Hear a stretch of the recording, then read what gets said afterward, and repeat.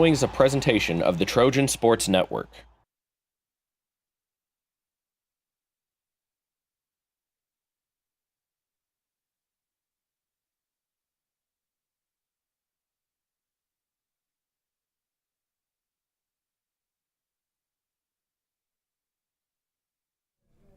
Welcome back to the Marion Health pregame show, catching up with Taylor Baseball head coach Kyle Gould for the first time here in 2024. Can you believe that's your 20th season already coaching your alma mater? Yeah, that's a good way to make a guy feel old, Rick. So thanks for starting out that way. Well, you mentioned it in your Day of Giving intro video. That's obviously going on today. Just tell everybody what you guys are fundraising for and how it's gone so far. We've had a great morning. We've had a really successful morning. I'm going to guess we're out front of most of the department. So we have someone who's generous enough to give us a $7,500 matching gift, and we've already passed that one up by a little bit. So, but we always ask people to give to our Arizona trip. 2 weeks every year during January term, team goes out there and stays together and plays baseball together and does some like fun discipleship stuff together. Get to connect with some of our alums who live out there, who wisely live out in Phoenix, and play some really good teams, play and practice at some great facilities, and then also climb mountains and read the Bible together and just spend time together as a team. It's I think it's the best thing we do, and it just brings our team like super close and gets us all on the same page of what we're doing here with baseball at Taylor. You guys have done a really nice job of making this a regular thing and an annual thing. Do you ever hear from any of the alums that maybe didn't get to do it every year, or see that you should go to Arizona every year where there's a little less rain there, maybe down in Florida? Do you ever hear from them going, why didn't we have this when I was here, sort of thing? Well, we have. I went back and looked, and this is like you said, my 20th year. We have gone somewhere for January 11 times. We did Freeport when Taylor had a real strong presence there in Freeport, and then we've done Florida a couple years. But Arizona, traveling domestics, easy. The weather's great. So no, I think that they like to give a hard time with it, but I think I'm an alum too. I think we all take a lot of pride in that. We need to make it better every year for the next group of people, and they need to, and the current team needs to uphold and maintain the standard set. And so, who we are as people and as players and as a baseball team doesn't change, but kind of what we get to do and all of that stuff keeps getting better and better. And I think I talked about this last year, but one of the things I'm most proud of for last year, we made it out to Lewiston, and the graduating seniors from the year before chipped in and bought dinner for the guys. And I thought, man, most times guys would be a little bit bitter or a little bit whatever about other people getting to do it when they didn't. And I thought that was an incredible thing, and it just really speaks to who our guys are. So really proud of that. You talked about the standard. Well, you mentioned going out to the World Series in Lewiston, Idaho a year ago. Obviously, the standard has now been maybe added to a little bit. It's always been a high excellence standard here. So what's it been like now coming off of going to the World Series a year ago? And I promise this will be the only time I bring it up all year. Well, we've just taken the approach, like, we'll talk about it. I'm not going to be like, last year's over, it didn't matter. It's like, no, it was awesome. It was fun. It was a incredible baseball experience, and I'm incredibly proud of the guys for the way they played to do it and then to go out and play so well. So we don't dwell on it. We also don't ignore it. We just take the approach every year. We go out in January to do our 2 weeks early to play good teams out west, get going. In February, you play to position yourself against some of the top teams and position yourself nationally, give yourself a chance to maybe be an at-large team or to be ranked or to host or do those things. And then the reason we play is March and April is to win the regular season. And then the postseason in May is the most fun time of the year. So everything's really segmented. We haven't done anything different. We're just talking about February and getting ourselves playing well. And we've gotten to play some of the best teams in the country, probably played as tough a schedule as anybody out there. And now we get a chance to play four home non-conference games before we start league play. So we're just trying to finish February strong and head into conference play the best we can. You mentioned the strong start to the season. If anybody just looked at the schedule, they'd go 3-7. What's going on? Went to the World Series ago, blah, blah, blah. But you just got done with a 3-game series against Southeastern. You played a lot of ranked teams down in Georgia. And Ottawa, you played in Arizona, has had a really nice start to their season. So kind of give us the 30,000-foot view of the season so far. Yeah, we have, we did not play well in Arizona, and Ottawa certainly did. So they took 3 or 4 from us, and they're a very good team. I think last time I looked, they were like 12-2 or something. But it doesn't mean that we couldn't have played better and won that series. But we didn't, and we moved on and came back home, refocused. And I thought we had good week of practice, good couple weeks of practice heading into Georgia. And just couldn't finish. We had leads against 2 really good teams with Reinhardt, and certainly Cumberland's one of the best teams in the country, and we just couldn't finish. And then last weekend, went to Southeastern as the number 1 team by a wide margin. And, again, we had game 1, we had the lead 2-1 in the 8th inning with 2 outs, nobody on, and we couldn't hold it and dropped that game 3-2. And then lost 5-0 in game 2. And then game 3, we were able to bounce back and win it. It's a big win for us to beat the number 1 team and to do it in Florida. And it was it's a great weekend for it, and I think we're starting to play better. And the stuff we've been pitching it well the last 2 weeks, like really, really well. The offense a little bit behind, and we need to get caught up. But playing well and losing is not the objective. So we need to play well, and we need to start winning some games. We're joined by Taylor baseball head coach Kyle Gould before they open up the home portion of their schedule today against IU South Bend. The schedule against Southeastern got moved up by a day because of weather, so that lets you guys go to Disney World for the day. Two-part question. One, your favorite ride or rides were? I mean, Space Mountain or, Small World. I mean, it's just an opportunity. We had an alum who was really generous who said, I want to do this for the guys. And so it rained the whole time, but I think it's probably hopefully something they won't forget is when they got to do that. And so it was really, really fun. It was a unique experience. With an off day in Florida and the flight the next day. It was a unique experience, but it was really great, and to see all the guys hanging out and just having a good time, being away from the game. It's something we try to do on every trip. Is we don't always go to Disney World, but we don't. Baseball is not these whole guys' lives, and we don't treat them like it is. And we want, when we want to create like lasting memories. And so sometimes that's something like amazing like Disney, and sometimes it's just like, we're going to go like hang out at a restaurant for a couple hours and they're not allowed to bring their phones in. They just hang out and talk. And in Arizona, we don't do stuff like that a lot. They just have time together. And so we want this experience to be memorable, and we want it to matter in their life far beyond baseball. So I'm constantly looking for things that are unique and that are fun and that the guys will enjoy. And the older I get, the harder it is to know what 20-year-olds enjoy, but I try. Second part of the question, how many Mickey Mouse ice cream bars did the team eat in that day? We didn't keep a tally, but I don't think Disney lost money on these guys' food consumption that day. Last thing, Kyle, tell us a little about IUSB as they come in as their fifth game of the year. They had just got their season started a weekend ago. Yeah, they were one game away from the national tournament last year, and they got beat twice the end of the conference tournament to not make it. I know they graduated a lot of guys, but they brought in a lot of transfers, a lot of other guys. Went 1-3 opening weekend. But their coach, Doug, he does a great job. He's a St. Joe guy. They had a great program over there before that school closed, and that's his background. And he's been here for a little bit and has continued to build that program up well. And like I said, they had a good year last year, and it's early for them. I'd expect midweek game like this, you're going to see a lot of different guys on the mound, and I'm sure they'll be excited to play baseball on a beautiful day like today, and I'm sure we will be too. And just looking forward to a great day of baseball here in our home opener. Cal, thanks for the time. Good luck. I appreciate it, Rick.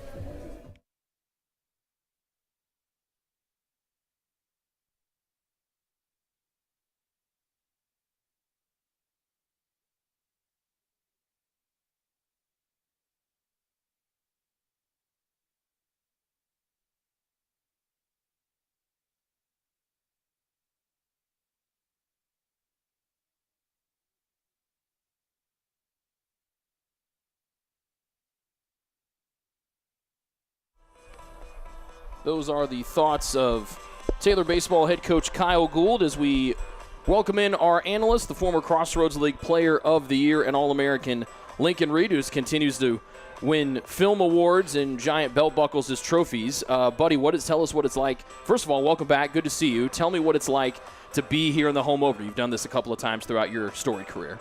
Rick, it's always a pleasure to be here in the booth with you, and you're too kind with your words. But yeah, it's opening day at Winterholder Field. Doesn't get any better, especially when you got wonderful weather like we're having today. It's always a gamble in February. You don't know if it's going to be freezing or warm, and thankfully it's a really nice day. You look at the team a year ago, we were obviously here for the opening round win. You look at now, they're now the hunted instead of the hunter. They're coming in 3-7, the Trojans are. What do you expect to see out of them today here in their home opener? No, I think for anyone who listened to Coach Gould's pregame talk, I think at this phase in the season, you can't play outside of yourself. You just got to take it one pitch at a time. Really just trying to hone it down to winning every out, every inning, and everything takes care of itself. We mentioned Taylor comes in 3-7 on the year. You look at over at IUSB, they're 1-3. They lost to Freed Hardeman their last time out. They're the 25th ranked team in the country. On the mound today for the Trojans is the 6'1 freshman left-hander Alec Hirschberger. He's out of Goshen, Indiana, and he had a storied high school career. He threw 4 no-hitters in his high school career. That's quite a career, man. That's not a bad way to get things going, right? Yeah. So IU South Bend, the Titans out of the Chicagoland Collegiate Athletic Conference. And Logan Smith, their left fielder, is set to lead it off. And Hirschberger deals in ball one here at 3:01 p.m. Home opener, fresh new home uniforms for the Trojans this year with the new Taylor font that debuted a year ago across the front. Second one to Smith is lifted up and out of play, and the count evens up at a ball and a strike.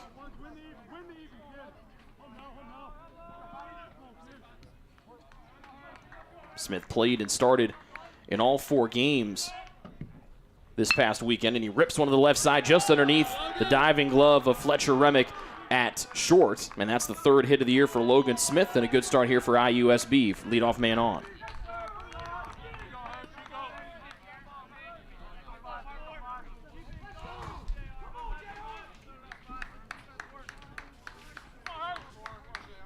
Second man up, Jack Ryan for IUSB. Ryan, a 5'9" junior out of Harwood Heights, Illinois.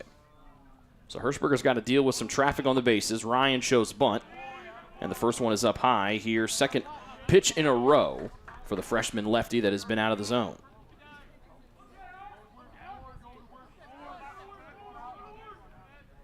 Ryan was 3 for 12 in the 4 games this past weekend. The lefty squares a bunt, chops it down, and the count squares up at a ball and a strike. You had a catch for freshman pitchers before making their home debut. What's the most important thing for Caruso out there, a guy that transferred in from Thomas More? You transferred in after a couple of years at a different school as well. What's the most important thing for a catcher trying to calm that freshman starter right now? We'll get that thought in a minute. Bunt to the right side, picked up by Glad. Hirschberger got there in time as he's punched out by first base umpire Nicholas Stab. But he does his job and moves the runner into scoring position. One gone on the sac bunt. Yeah, I think when you're working with a young pitcher, especially one with this amount of talent, it's really just trying to trust the process of everything you worked on in the offseason. Games are not supposed to be about, let's analyze our form or let's critique every pitch. It's about just going out there and just doing your best, having fun, and just trusting your process. So just kind of reminding them, hey, get out of your head, just have fun. Hirschberger misses in, and that's now 3 straight first pitches that are out of the zone here to start things for IUSB in the top of the first. No score, runner in scoring position. That's Logan Smith, who led things off with a single through the left side. Breaking ball plunks him on the right elbow, and there are 2 men on here in the top of the first for IUSB. Still a good situation here, Rick. You're just 1 ground ball away from getting out of this inning. Pitcher did an excellent job getting over to the base. That was a really close play. Could have gone either way, but hey, you got the out call, so now you're just 1 ground ball away. Second start of his career for Hirschberger. Does not have a decision in his previous 4 innings. Bouncer left side, charging David. Hat goes off his head, fires a bullet to first to get the force out over there. Runners move up to second and third, but a good job there on a very windy day here at Winterholder Field. Not the first time we've ever said that. And he's able to move over to third, David is, and get the out at first. 2 gone. I think Upland, Indiana might be one of the windiest places in the state, Rick. You're not far off. Now batting the catcher, number 12. Good for batters, bad for pitchers. Mm-hmm.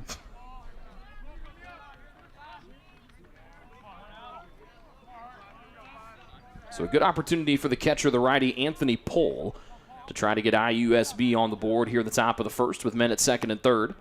And Hirschberger deals up and away, 1-0.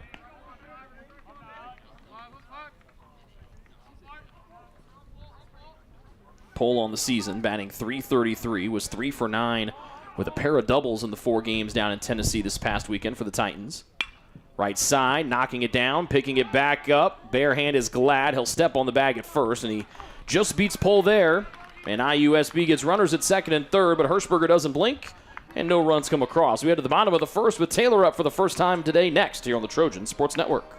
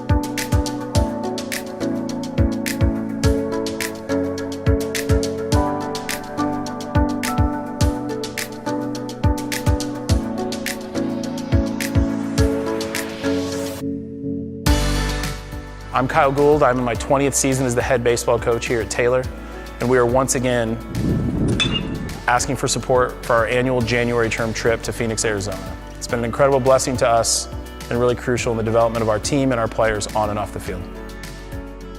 Well, in Arizona, we spend a lot of time in discipleship with each other, fellowship with each other. We practice outside, which is a huge blessing. We get to see the sun, which not many teams up in the Midwest get to do. And other than baseball, we spend a lot.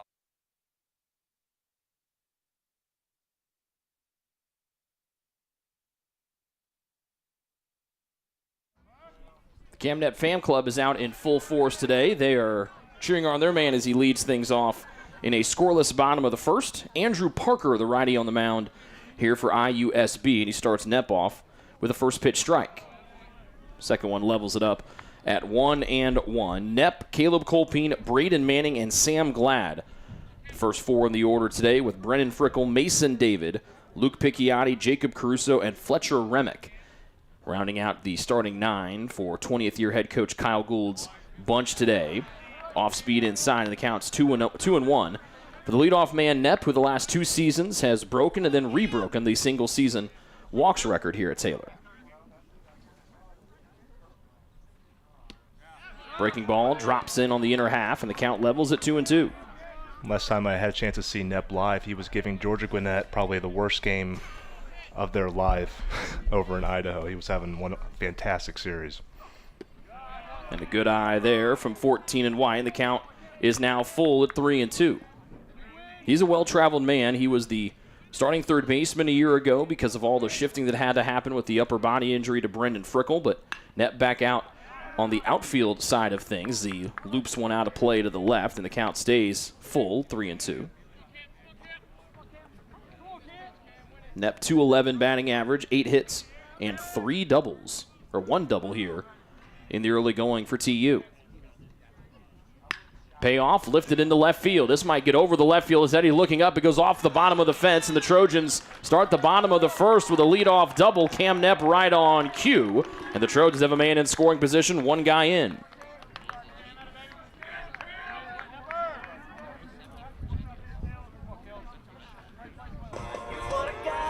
Well, for a team that head coach Kyle Gould mentioned slow offensively here to start, pretty good start here for TU to get the leadoff man on with great speed and Knepp with a double. Yeah, he's got so many great tools and a very pretty swing, and that one had some great backspin on it, and it really burnt that left fielder. You talk about high skill, you talk right out the man at the plate in Caleb Colpine, the lefty right fielder. Parker has that one slip out of his hand. It's ball number 1 up and away. All Colpine did as a sophomore is break the single-season hits record, knocking on the door of the century mark last year. And is on pace to break the career hits record as well. Big lead for Knepp. Poking it through the left side is Colpine. Knepp gets the wave around from third. Left fielder bobbles the ball, and Knepp coasts in standing up. And the Trojan offense, which has struggled here in the first 10 games of the year, starting to click here early on in the home opener. Yeah, 2 solid at-bats back-to-back, both going the opposite field approach. Definitely with a pitcher like this, he's using a lot of off-speed early. Really smart here, and yeah, this is all it takes. 1 hit leads to another, and then soon things get contagious. The designated hitter, Braden Manning. 11th hit of the year for Colpine. He's now 1 back of this man, Braden Manning, who really burst on the scene last year as a freshman and is showing no signs of slowing down. You got to witness, you mentioned that Georgia Gwinnett game. He broke the World Series record for doubles in a single game in that romp over Georgia Gwinnett. Yeah, he certainly, to someone who would not know him, he did not carry himself like a freshman. He carried himself like a seasoned player over there in Idaho. First one in from Parker finds the outside part for a strike. He's also just a massive human being. At the age of now 19, is just a gigantic person. Bouncer to the left side, could be 2. Fielded it short, on to second for 1, on to first. Manning could not leg it out. And the 6-4-3 double play started by Aaron Boyer, and after the first 2 men reach, a twin killing here, has got Parker an out away from getting out of the first with just 1 run home.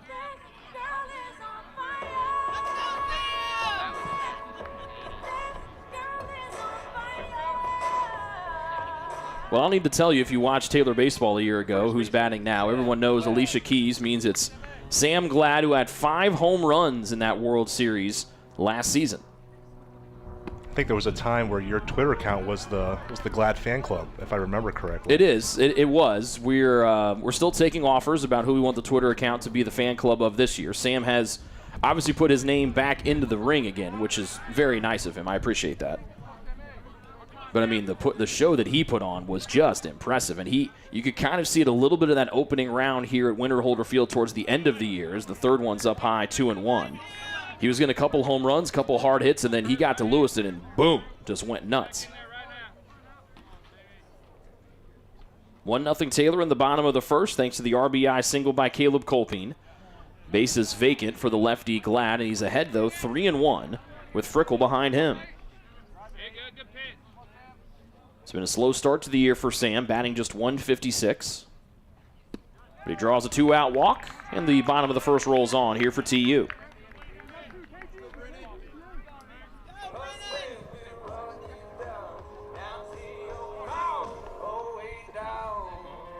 Two gone, one on for the second baseman at Driftwood, Texas, Brennan Frickle, who was the starting second baseman but broke his hand in his second at-bat at Taylor a year ago out in Arizona. Slowly worked his way back in, got a couple of at-bats towards the end of last season as the first one thrown away to the backstop by Parker. Glad easily moves up to second on the wild pitch.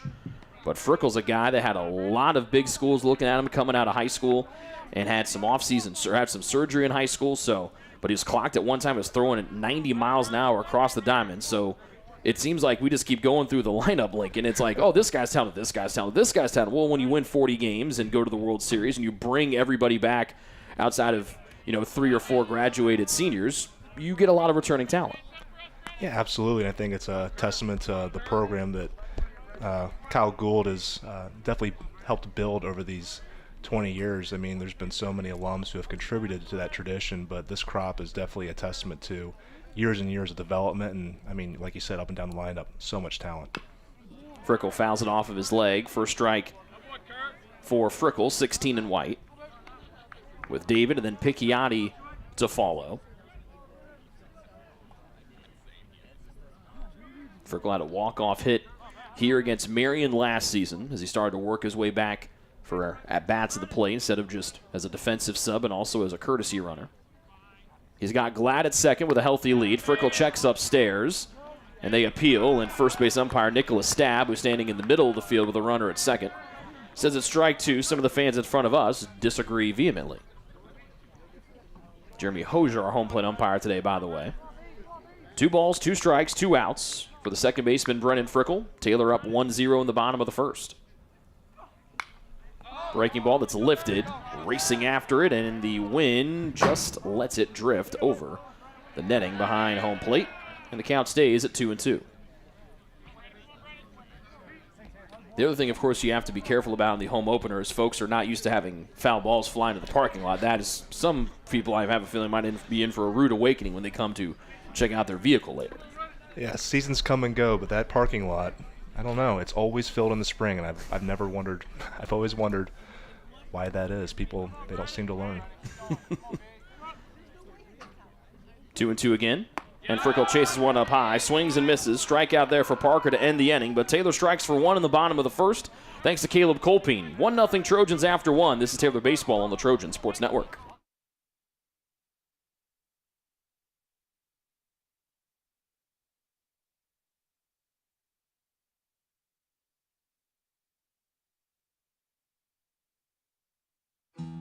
Best One Tire and Auto Care Upland is proud to support Taylor University Athletics. Located at 148 South Main Street, Best One is open 6 days a week.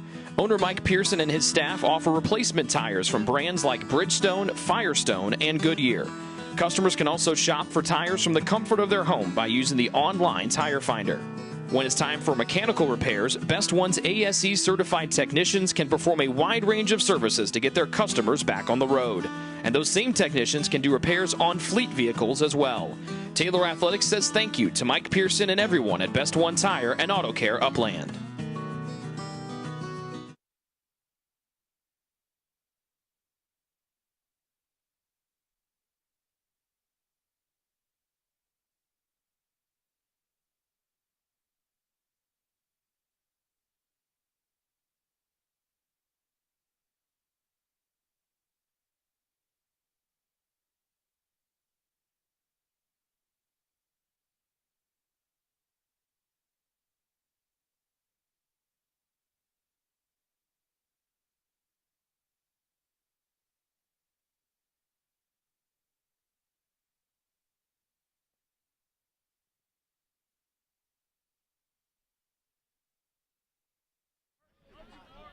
So Alec Hirschberger able to get out of a sticky situation in the top of the first. The Trojans put the first 2 men on in the bottom half of the inning, and they lead 1-0 as we start things here in the top half of the second. And the count levels up at 1-1 to the DH Charlie Martini.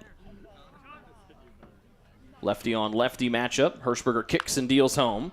Flare to the left and foul. Towards the end of that Taylor dugout. Aaron Boyer, the shortstop, and Devin Smith, 6, 7, and 8 to follow here for the folks from IU South Bend. Just one 9-inning game today, and then a little bit of a schedule change coming up into the weekend. 2-2 as the count squares here to Martini. Supposed to have 4 games against Madonna this weekend. Instead, just the 2 on Friday with the temperatures too cold on Saturday. 2-2, lifted foul up and out to our left on a high 50-degree day this afternoon in Upland, Indiana.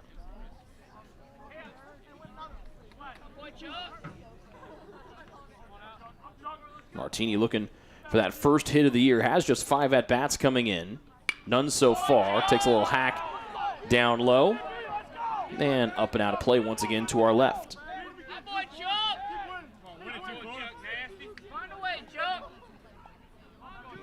Taylor head coach Kyle Gould pops out of the third base dugout, waves his outfield in slightly for the 2-2 from Hirschberger. Inside, trying to jam him, just misses that inside corner, and the count's full.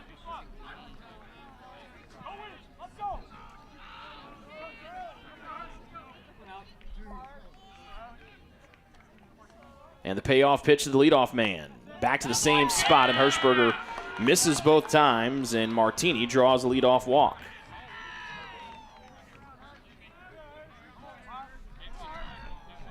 Now batting the shortstop. Back-to-back innings where IUSB has gotten the leadoff man on. The problem last inning was Smith got all the way to third, but that's as far as he got for the Titans. And the next man up is the shortstop, Aaron Boyer. He squares a bunt, pulls it back, and that's the first pitch strike here for Hirschberger. Hasn't had a lot of those here in the first inning and change. Yeah, when you're trying to get into a rhythm, establishing that first strike, very important, and trying to eliminate those walks, especially early in an inning. Got a pop up here. Caruso up the first base side. Hirschberger and he and Caruso run into each other. Hirschberger catches it and holds on to it. And that's a problem because Caruso is a well-built young man. Hirschberger looks to be okay. That is a scary situation. You've been in those before, being the All-American catcher that you were. You're also a well-built young man, so I'm sure your pitchers had to make sure they didn't get trucked by you as well. You're too kind, Rick. No, I mean, you have an athletic pitcher on the mound. He obviously made the play. In that situation, though, I mean, if your catcher's right there, I think it's all about communication. I don't know if I couldn't hear him from up here, but it didn't seem like anyone was taking command. 1 out, 1 on for the second baseman, Devin Smith. He fouls it off. Most athletic pitcher you played with in your 2 years here? Or most unathletic? I'll let you either praise somebody or throw someone under the bus. Your choice. No, I mean, most athletic, I don't know. There's so many great pitchers I played with. I think Josh DeGraff, first one that comes to mind. That's a good choice. A guy that was a couple steps away from the big leagues. That's a good choice. Taylor Athletics Hall of Famer. We'll give you some time if you want to come up with the most athletic. As a pickoff attempt over to first, and they got him, and that's a dangerous look there with Hirschberger. Lefty's a straight eye look at first, and they're quickly 2 gone. Hirschberger's really put that rough start of the first inning behind him. Yeah, that was a very heads-up play there. The base runner was looking at the turf. First base coach wasn't communicating with him, and yeah, it was a very heads-up, great play. I was also looking away. Thankfully, Lincoln pointed at first base, and I go, oh, look, and out. Neat. 1 and 2 here in the top of the second. IUSB trying to avoid going down in order here for the first time today. Hirschberger, third base side of the rubber, out of the stretch, comes upstairs. And good job of checking the swing is Devin Smith, and he's got the count even up at 2-2. 286 the average for Smith. 2 for 7 with 1 RBI. Trying to start a 2-out rally, but he fans at 1 low, and Hirschberger gets the faces the minimum here in the second. 1, 2, and 3. Still 1-0 Taylor through an inning and a half of the home opener against IU South Bend here on the Trojan Sports Network.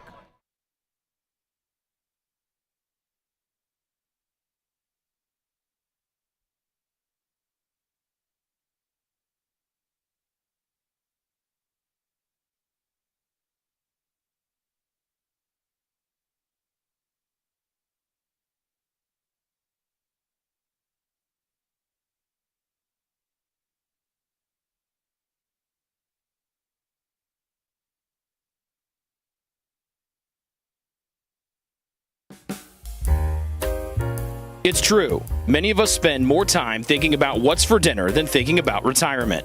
But if you think your retirement needs deserve more attention, we agree, and we'd like to help. Your local Edward Jones financial advisors, Ryan Jones, Mark Sieglin, Rob Sisson, and Adam Sieglin, can help you get started today. They are proud corporate partners of Taylor University Athletics. Edward Jones, making sense of investing.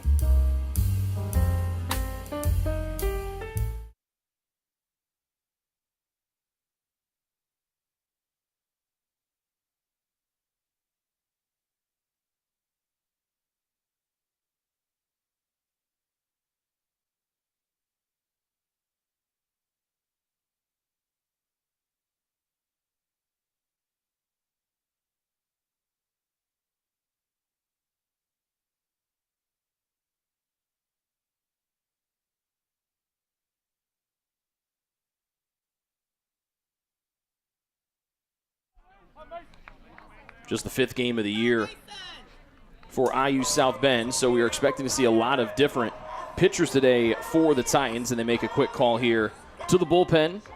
Junior righty out of Detroit, Michigan is Adam Amadei, 5'11" righty. He'll face Mason David, Luke Picchiotti, and Jacob Caruso to start. Here in the bottom of the second, the Taylor leads 1-0. And a sidewinder look, and it's a called strike one. Here to the third baseman, Mason David.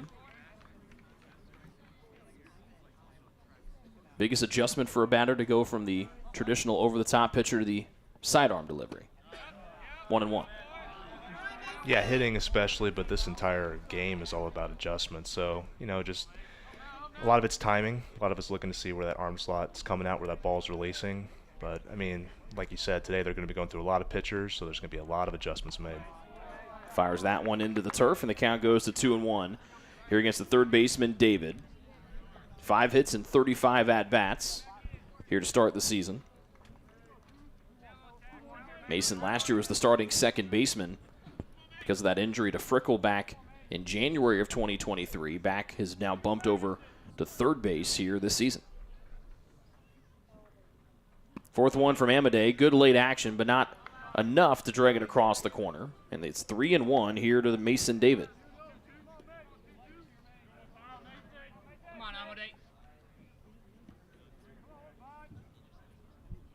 Amadei, the righty, out of the stretch. Breaking ball that David chops to the left side. Charging his Boyer. The shortstop fields off his left shoulder, throws it high, but able to gather that one in is Caleb Farnham at first. 1 up and 1 down for Taylor in the bottom of the second, up by 1.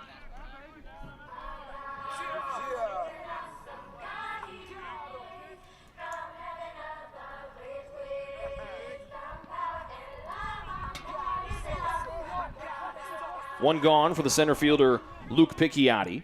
The center fielder, Luke Picchiotti.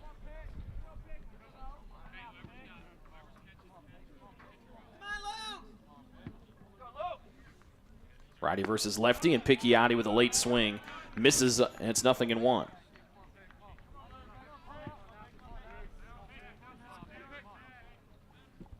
Picchiotti's been in kind of a rotation out in center field this season for the Trojans. Has played in all but one of the 10 games, but has only started 4 of them coming into today. But has been pretty effective with 4 hits in his 13 at-bats. Second offering knobbed off the end of his bat. Open stance for the lefty Picchiotti against the right-handed throwing Amadei. Bouncing in short, and it's ball 1.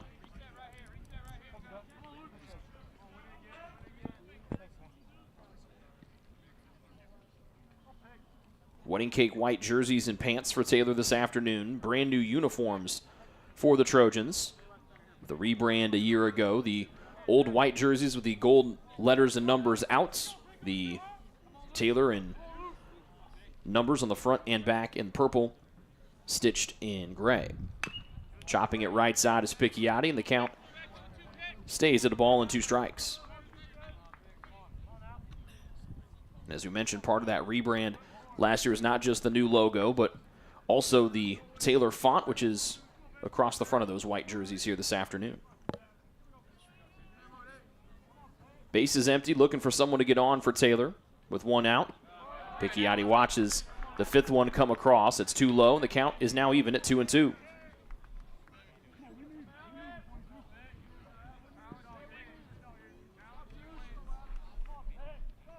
1-0 Taylor lead thanks to the Colpine RBI single last inning. Another one bounces away, and Picchiotti, after falling behind 1-2, has now worked the count full in his favor. Warm day in the high 50s, low 60s here at Taylor University. The wind howling out towards left center field on a cloudy afternoon. Payoff pitch. Picchiotti chases one up and away. He's down on strikes. Quickly 2 gone for the man out of the pen, Amadei.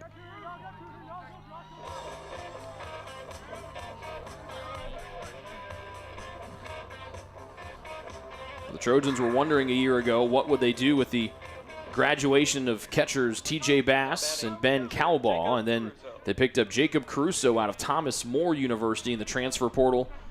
And the righty bat, 28 and white, has filled the void at the catcher spot here in 2024 for his final year of college baseball. A ball to start here to Caruso. We mentioned it before, Lincoln. You transferred in after 2 years at a different university, finished your last 2 years here at Taylor. What's that like, particularly transferring in as a catcher as Caruso takes a second one for ball 2? Well, I think transferring in any position, it's just like, Gold told me, nothing's promised. You got to earn your spot. And so, I think you just kind of have to take it one day at a time. And, it's usually the culture in Taylor baseball is very welcoming, not a lot of cliques. So it's something where I think, the team absorbs you quickly, which makes that process quicker as you transition to Taylor culture and what the program's all about. And, it's just like any position, you got to earn your keep every day. 3-0 to Caruso, and he takes a 4-pitch jog to first with 2 outs. And the bottom of the second rolls on for TU. Courtesy runner will be the regular starting shortstop, Ben Kennedy.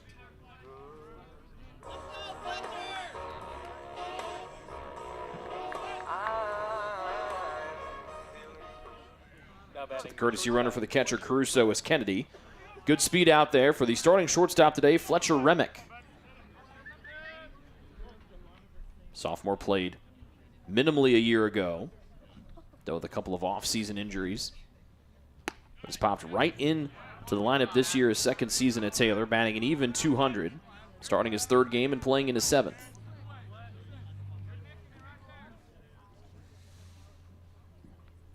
.61 out of Elmhurst, Illinois, and Timothy Christian High School. Firing over to first is Amadei. Diving back in time is Kennedy.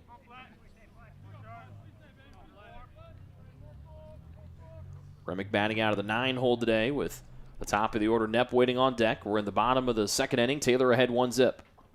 Back over to first again, and Kennedy dives in plenty of time with no tag applied from Caleb Farnham.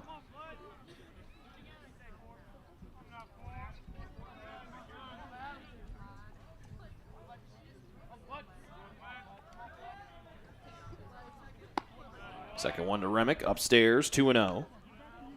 For the Trojans starting shortstop this afternoon. Come on, Adam, let's go. Bear down, Adam, let's go.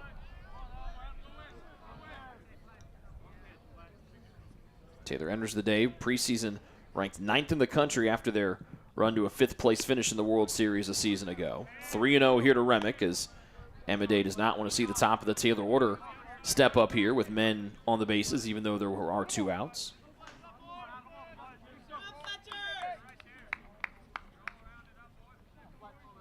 Remick, like Caruso ahead of him, a slightly closed right-handed batting stance. Inside, and Amadei avoids the back-to-back 4-pitch walks with an inside delivery.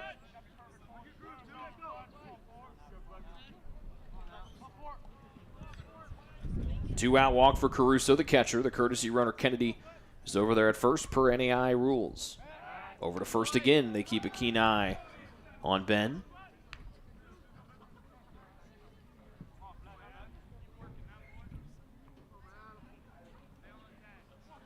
Taylor hasn't attempted a lot of stolen bases this year, averaging just a little over 1 attempt per game. They're 8 for 11 coming in. And now they're 2 on with back-to-back walks here from Amadei after a really strong start, retiring the first 2 men with relative ease here in the inning. And the lineup turns over with Knepp coming up for the second time.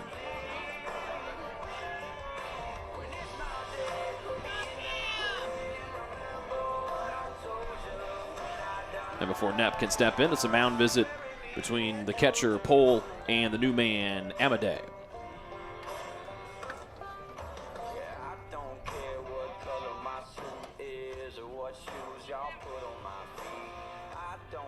Any groundbreaking things happen in those mound visits between the catcher and the pitcher? You had countless during your career. I don't know if I'd say countless. No, there's really nothing. You did have some pretty good guys throwing to you, so there weren't a lot of times they to go out there and, Yeah, they made it easy. It's rarely groundbreaking. Usually all pragmatic, down to business. Top of the order up for the second time. Knepp started things off in the bottom of the first, just an inning ago with a leadoff double. If he does that here, it would most likely tack on the 2 runners on here. His first pitch strike, though. Good start from Amadei to Knepp. The double for Cam was his second one of the season. Lead man in second is Kennedy, running for Caruso. Runners stay where they are. Knepp rolls it to the right side, staying down on it at second and a fire to first, and the Trojans are going to leave 2 stranded. Nice job there by Devin Smith, the second baseman, and we head to the third. Taylor still out front by 1 here over IU South Bend on the Trojan Sports Network.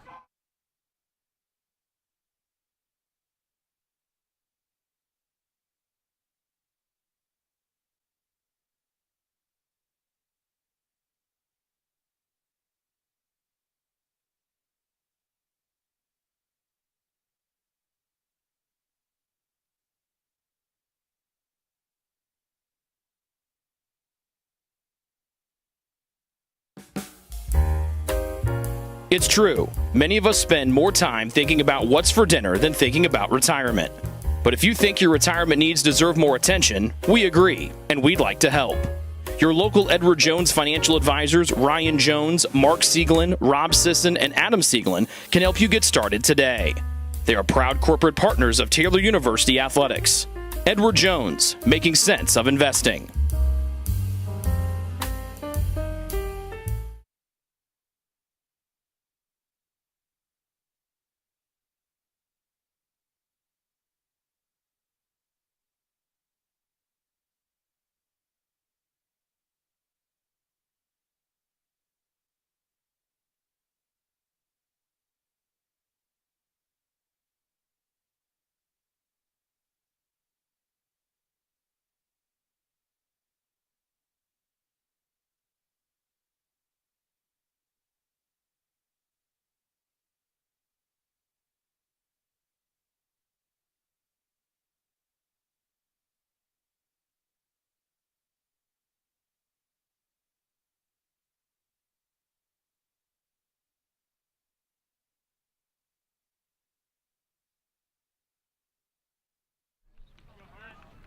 Leadoff batter for IU South Bend here in the top of the third as they trail 1-0 is a man that knows this place very well, former Spring Arbor Cougar out of Brooklyn, Michigan, Braden Leathed.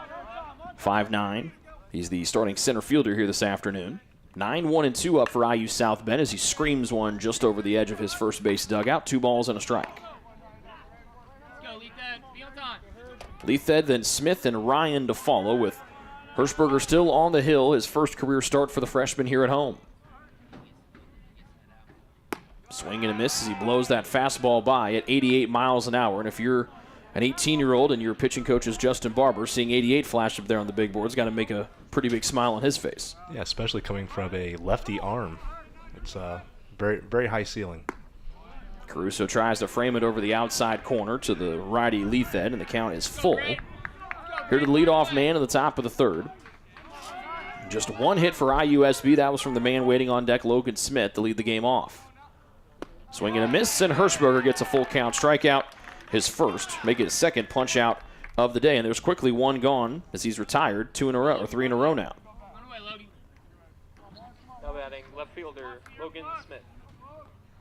Back to the top we go, and Logan Smith, senior from Greensburg, Indiana, as we mentioned, singled, then got all the way to third in that top of the first inning where it looked like IU South Bend was going to jump out early, but Hirschberger was able to get the last 2 men out on ground outs to third and first, respectively.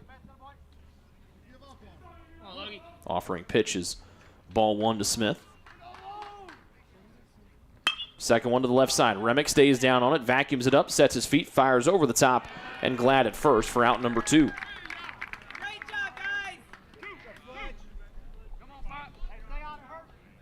Hirschberger looking for his first 1-2-3 inning of the day. It'd be back-to-back innings where he's faced the minimum thanks to that pickoff move that he was able to pick off Martini at first just a frame ago.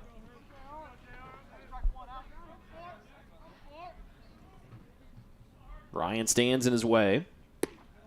A low heater in the mid-80s for Hirschberger, ball 1.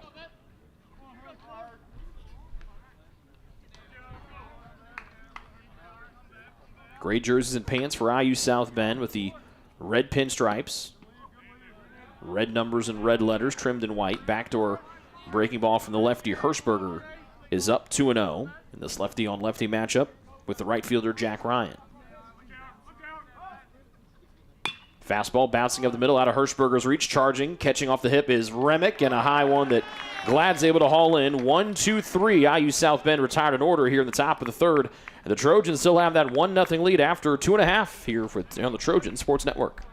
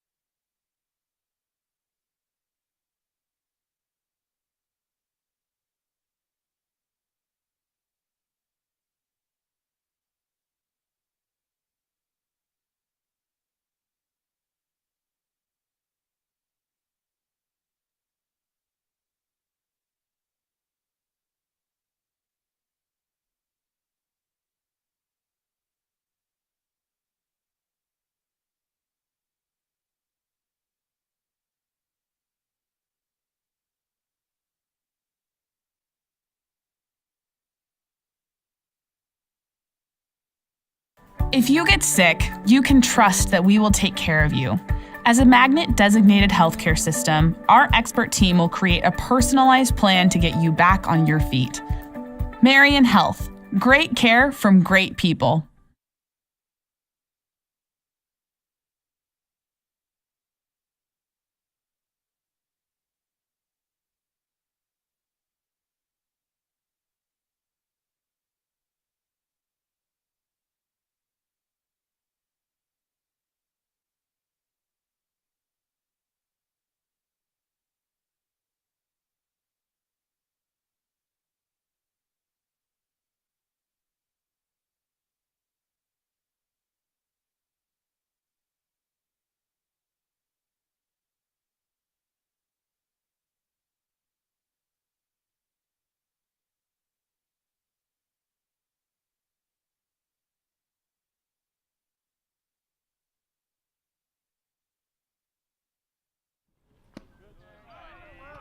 Junior Caleb Colpine leads off the bottom of the third for Taylor. Alec Bixler is the new pitcher on the hill here for IU South Bend. Again, this is the plan today for the Titans as they try to get as many guys in as possible. Bixler, 6'5", freshman righty out of Angola, Indiana. That's up north. And he gets a swing and a miss here from Colpine. And the count evens at 1-1. He replaces Amadei, who got out of a jam after walking 2 men with 2 outs just an inning ago. The righty Bixler missing away from Colpine. It's 2-1. Caleb RBI singled through the left side in the first to bring home our only run of the day.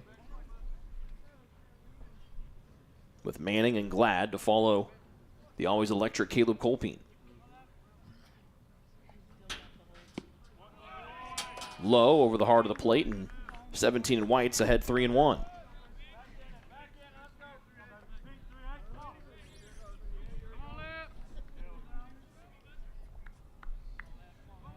.278 the average for Colpine when the day started. Ahead 3-1, and he grooves one through the wind to the right center field gap, driving it deep. It's going to stay in the park as it bounces off the bottom of the fence, and Colpine takes a page out of Knepp's book, Lincoln, as he leads off this bottom of the third inning with a double, this one to right field. Yeah, Colpine did a great job there of keeping that bat in the zone as long as possible. Very nice swing, and yeah, like you said, the ball's carrying out. That was a great placement there. Very smooth swing there for Caleb Colpine. Very rare that he goes a series, let alone a game, without a hit. Had a little slow start here, as we talked about. The whole Taylor offense really took a while to get their footing, but they found it in stages in that first game that they let slip away against Southeastern last week, but the bats really came with some timely knocks against the Fire to give the #1 team in the country their first loss of the season in that third game last weekend down in Parkland. And their bats starting to click along here as they try to add to their 1-0 lead with Braden Manning down 0-1.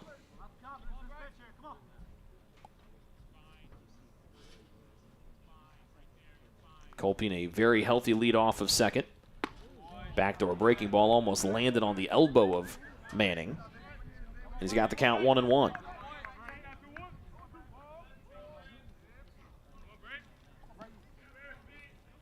Braden 0 for 1 today, hitting to that double play with nobody out in the first.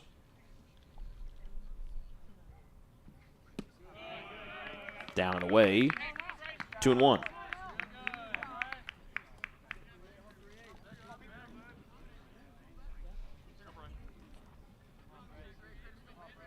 And the leading batter for the Trojans coming in for those that qualify was in an even 300.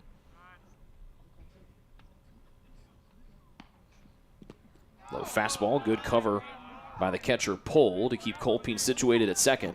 But the new man Bixler, the freshman righty, is in danger of having the first two men on base as he falls behind Manning 3-1.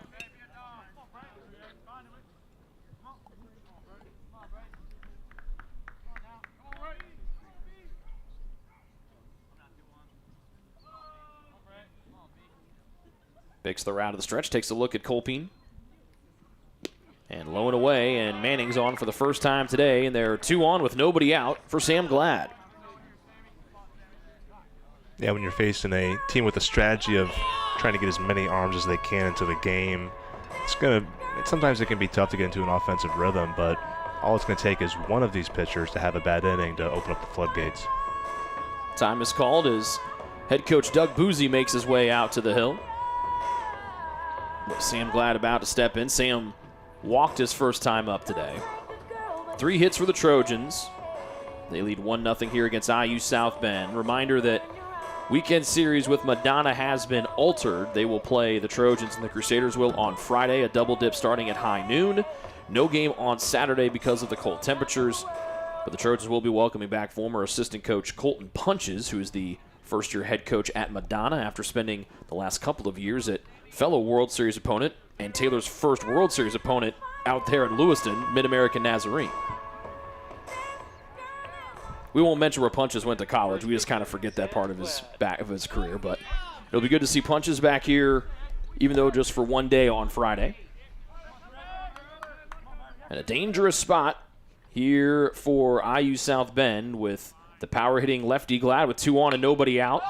Took a big hack. He cut underneath of it. And swinging to the left, and Smith, the left fielder's underneath, catching it off of his left shoulder, and a tough break for Glad. Tried to jump on one there early, but instead flies out to deep left field. Yeah, he was right on that pitch, Rick. Just got a little bit under it. Could have been a tad bit anxious, perhaps, but that's one where, man, if it's that bat's just positioned a little bit more square on that pitch. With the way the wind's going and his swing, who knows what could happen. Still a good opportunity for Taylor to get some runs here and get some insurance as they lead by 1. And it's a second baseman, Brendan Frickel. Righty on righty, fights one off. Into the parking lot it goes. No glass breaking. That's a good start to the afternoon. I mean, yeah, with the way that parking lot always seems to be filled to the brim.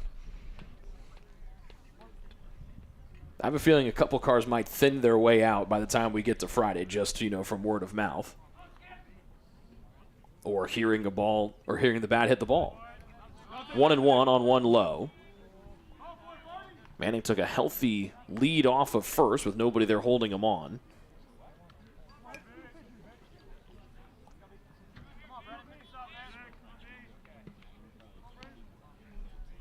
Frickel entered the day second on the team in doubles with 3 of them. Now Caleb Colpine, who stands at second, has joined him in that category with the leadoff 2-bagger here in the bottom of the 3rd.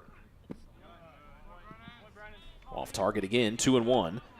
With David waiting on deck, and Bixler would hate to load the bases here with 1 out against the Taylor lineup, which we saw a year ago really flex its muscles at times. It's been a little slow out of the box here in 2024, but have found a nice rhythm here at times today. Frickel off the end of the bat, and back to the parking lot it goes.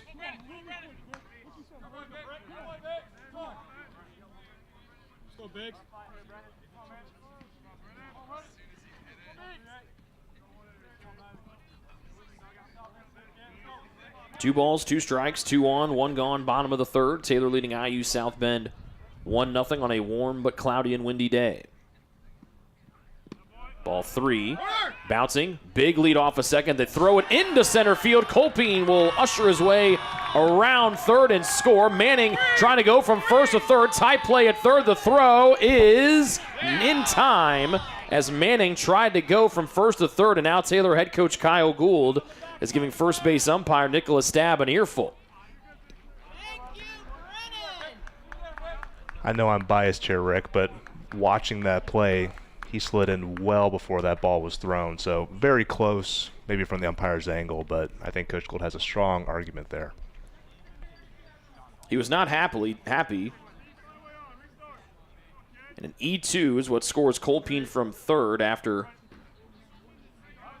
the wild pitch where the pass ball there got down in the turf. I was blocked. There was someone standing in front of me, so I'll take your view on that one, Lincoln, than myself. As Frickel checks his swing, goes around, and we head to the top of the 4th. The Trojans scratch out another run. They lead 2-0 as we play 3 innings here. The home opener between Taylor and IU South Bend on the Trojan Sports Network.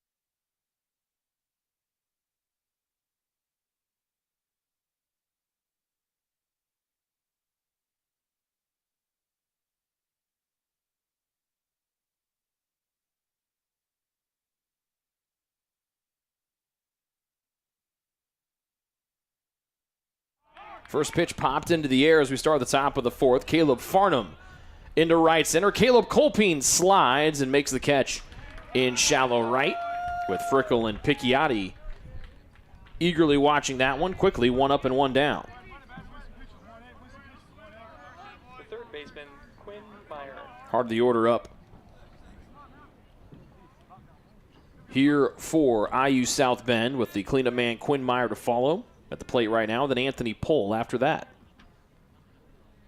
The lefty Hirschberger darts one inside, and it's ball one to the righty Meyer. Hirschberger has retired 6 men in a row dating back to the top of the second. Lifted up the right side, and it bends foul. Again, a slow start here for Hirschberger, but got the 2 ground ball outs with runners at second and third to end the top of the first, and it's really seemed to calm him down ever since. Tried to find the outside corner, and it's off target, 2 balls and a strike.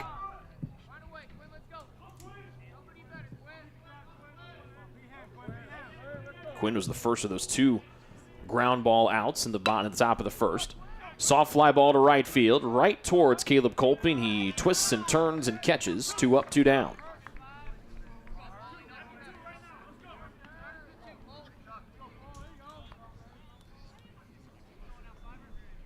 The catcher, number 12, Anthony Pohl. 2-0 the hole for IU South Bend here in the top of the fourth. They've mustered just 1 hit, and that was from the leadoff man to start the game off, Logan Smith. Second time up here for the catcher, Anthony Pohl. Foul tips the first one here, and it's 0-1. It was Pohl's throwing error that brought home that second run for Taylor in the bottom of the third. It's a low pitch that was bobbled. He kept it in front of him, but it ricocheted off of his chest and was sent towards the field of play. Bouncer, late one, snagged by Remick at short. A low throw, reaching and stretching and scooping is Sam Glad. Back-to-back 3 up, 3 down innings for the freshman Alec Hirschberger. And we mosey on to the bottom of the fourth with Taylor still out front, 2-0 here on the Trojan Sports Network.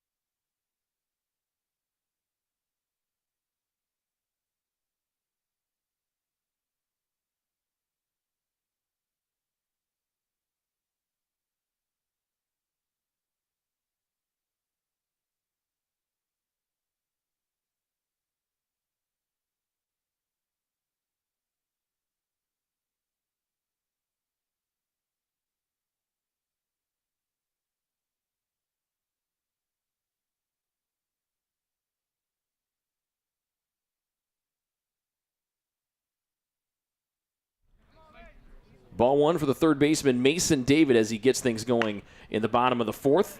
Sends it to the left side. Backhand stop. Boyer just in the short outfield grass. Wild throw, and David is safe. But a great effort there from Boyer at short to keep one from slowly rolling into shallow left. New pitcher on the hill right now for IU South Bend is Josh Viss, 6-foot freshman out of Crown Point, Indiana. That's an infield single for Mason David, his first hit of the day. And here comes the center fielder, Luke Picchiotti.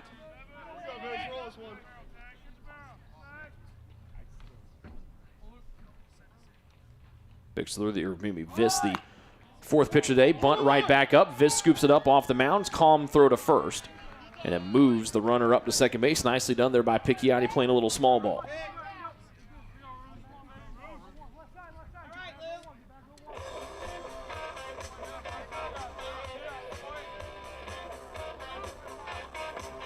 One gone for the sharp-dressed man himself, Jacob Caruso. The catcher, Jacob Caruso. 5'9" out of Rootstown, Ohio. And he's got the third run of the day for Taylor, and Mason David standing at second. Pickoff attempt back to the bag, in and out of the glove of Boyer, but not far enough for David to make a stab at it. First time today we've seen anyone from IUSB fire one to second with a runner there.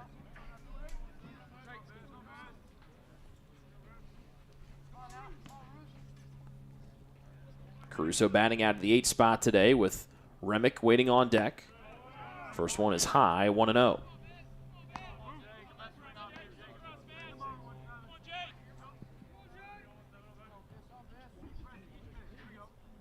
Five hits for Caruso, all singles coming in to today's action. Was the first of those back-to-back walks with 2 outs in the second inning that Taylor sadly could not muster any extra runs from. Lays off the first one, and he's up 2-0.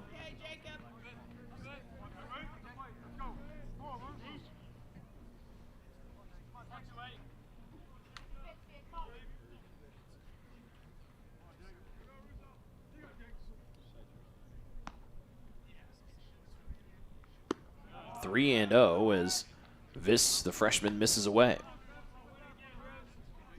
Well, Caruso walked on 4 pitches in the second. He'd love to duplicate that here in the fourth and put 2 on for the shortstop, Remick.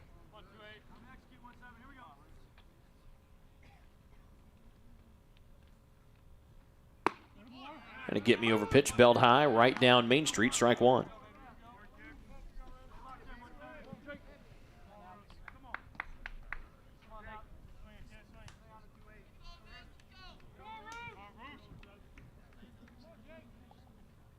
Viss out of the stretch, sets at the belt, and there's ball 4 away, and it's back-to-back walks for Caruso. Kennedy comes in to run for the catcher over at first. And now it's 2 on here for Remick.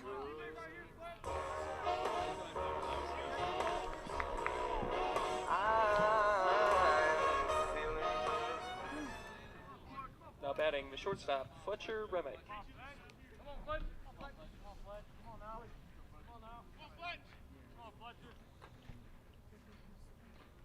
First and second. David the lead man with Kennedy with his good speed behind him. As Remick takes a fastball away, 1-0. Offense has struggled, as Taylor head coach in his 20th season, Kyle Gould, told us. Last year's Crossroads League Coach of the Year. He's got to be pleased with what he's seen today out of his bunch.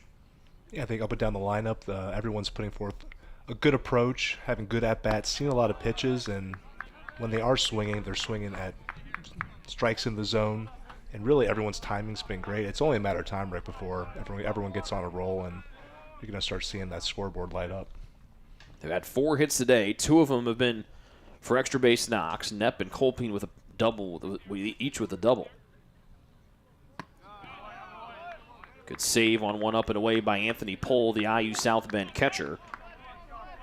But another opportunity here for Taylor to turn the lineup over, this time to be the bases loaded for Knepp. He was in this situation back in the second, but then he had 2 outs and didn't have any margin for error. 3-0 to Remick. To get me over strike makes it 3-1.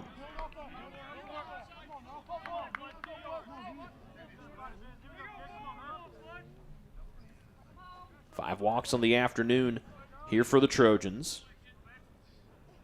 David, the lead of the pair at second base.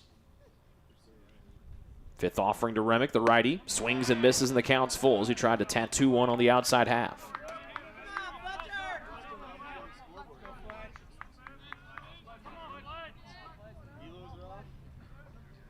You got to defend the zone here, Rick, but if possible, you want to try to get a ball into the air, give your base runners a chance. Ground ball here ends the inning. Wind is in the favor of the righty Remick, now darting out towards left. That's a pitch count violation. That's going to be ball 4 here for Remick, and that is not what you wanted to see if you're Viss. Had the count at 3-2, like you mentioned. A ground ball got you out of the inning, and now that scoreboard can really start to light up here in the moment's notice. Yeah, during my time, I was before the pitch clock era, but I mean, hey, when it works in your favor, it works in your favor, right? Yeah, everybody could hear. You could hear Nicholas Stab, the field umpire today, and he made the motion to his wrist, and everybody kind of held their breath of like, well, who was it? Was it the pitcher? Was it the batter? And it turns out that it was Viss. And out of the top of the order, and Cam Nepp. Yeah, if you're Cam Nepp right now, you just got to not be picky, but be selective, right? You want to pick your perfect pitch. He's a fantastic hitter, and you got a pitcher who's struggling right now. Bases loaded, 1 out. You want to send a ball as deep to the outfield as you can. Tries to go opposite way, scoops it out of play to the left. 1 ball and 1 strike. Lincoln, you've forgotten more about baseball than I will ever know in my life. So I asked this question with that preface. There is a gigantic amount of space in right center field for a lefty batted Nepp. Kind of rare to see, particularly in this situation. Tries to send it that way, chopping it to first. They come home with it for 1, and that's all that they'll get on the force out. I know it's a moot point right now, but there's a lot of tan-ish colored grass out there in right center. It was not green yet, but brown over there. Yeah, I don't know if that is a good observation because their pitcher, he's not. I mean, it would make sense if the pitcher was thrown, say, mid 90s, where you would anticipate, oh, he's going to go backside, he's going to be maybe behind that fastball, but yeah, I don't know. It's an interesting decision there. Let the record show that Lincoln thought that I made a good point in game number 1. All right, I'm going to go home now. Thanks. Slightly more over towards right field is the center fielder Leathid for Caleb Colpine, and he takes ball number 1. Caleb's got half of the Trojan hits today, a single and a double. But the base is full of his mates with 2 outs in the home half of the 4th. And it doesn't get any easier with the 2 best power bats returning for the Trojans from a year ago, Manning and Glad, to follow Colpine, who's no slouch in the power department as well. Almost lands on his right elbow. He backs away, and it's 3-0 with nowhere to put the All-Crossroads League pick from a year ago.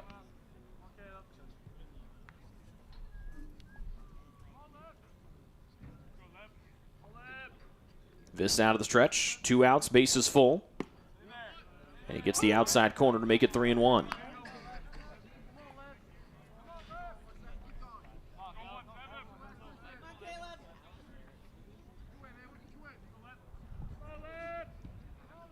Lead man is Kennedy at third, Remick and Nepp to follow him.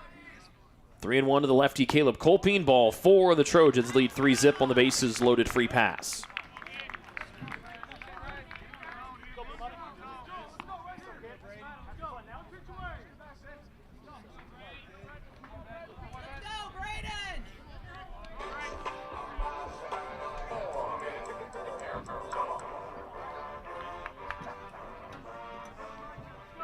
Designated hitter Braden Manning. You mentioned earlier how you mentioned Nepp had to be not picky but selected, which I think we need to put on a t-shirt, by the way. If you turn it to Viss here with Manning at the plate, well, I'm going to hold that thought.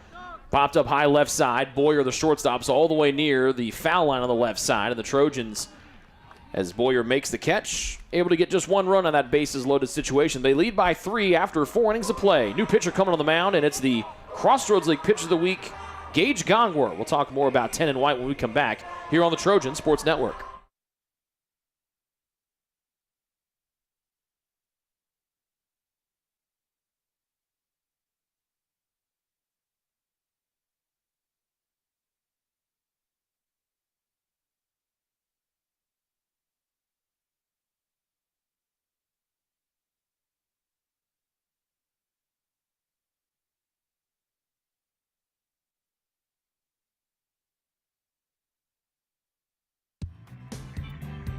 Join the Trojan Club today and support Taylor student athletes 12 months a year. The Trojan Club has 4 different levels of membership for you to choose from. Each level receives complimentary season tickets, while the Athletic Director's Circle and Trojan MVP levels receive gifts from the athletic department. Over the years, members have helped supply the funds for a sports information position, purchasing equipment for teams and the athletic training staff, and providing broadcasts of Trojan athletics like the one you're enjoying right now. With the support of alumni and friends, the Taylor combination of spiritual growth, outstanding academics, and a highly competitive intercollegiate athletic program can continue. To join, call 765-998-4331 or log on to TaylorTrojans.com and click on the Trojan Club tab at the top of the homepage. The Trojan Club, supporting Taylor University student athletes.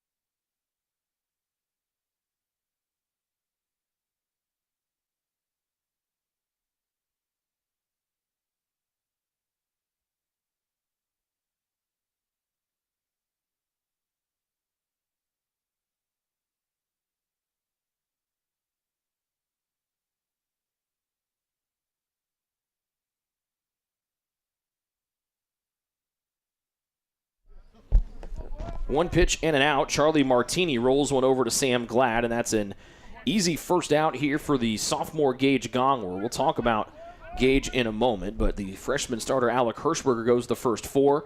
A swing and a miss here for Gongwer to Boyer, and that's strike number 1. But Hirschberger goes 4 innings, allows just 1 hit, no runs, had a couple of strikeouts, and a walk. A really nice showing here for the freshman lefty. And all Gongwer is coming off of as he pops the glove of Caruso to make it 1-1. As he's this week's Crossroads League Pitcher of the Week after picking up the save in that win over Southeastern last Friday night down in Florida. Third one is fouled back, and the count is now to 1-2. Gage, a 6'3" sophomore righty, is really filled out from his freshman year, now to 190 pounds.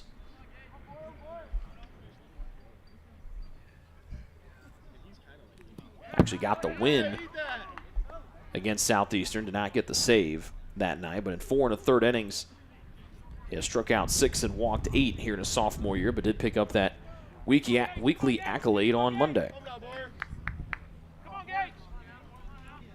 2-2 to Boyer with the bases empty and 1 gone. Boyer popped out on the sacrifice bunt attempt to Caruso. That's when Hirschberger tried to wrap himself around Caruso up the first base side. Ball and 2 strikes. Breaking ball inside, and that's going to level the count at 2-2.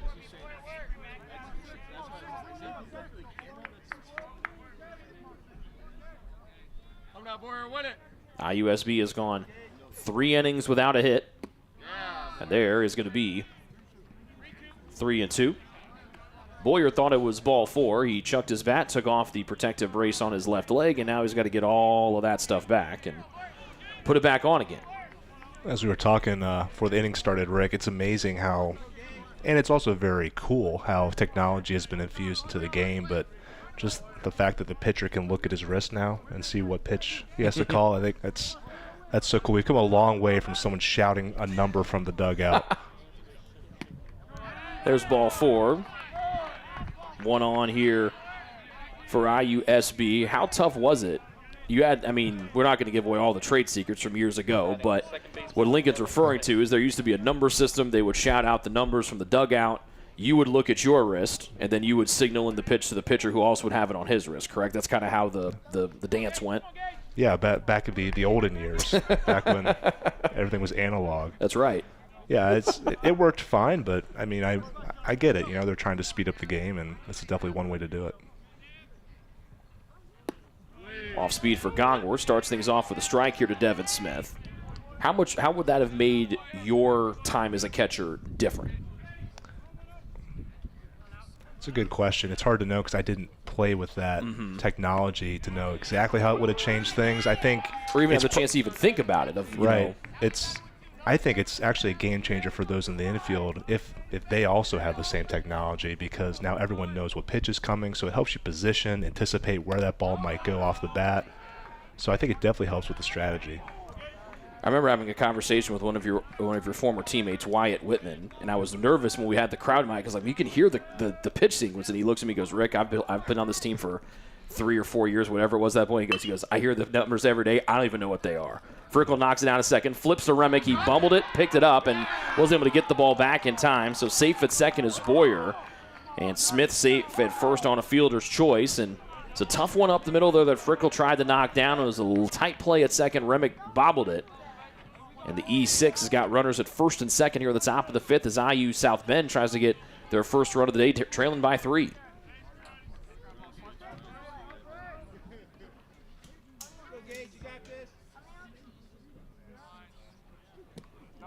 Gongwer the righty low and away to Leathid.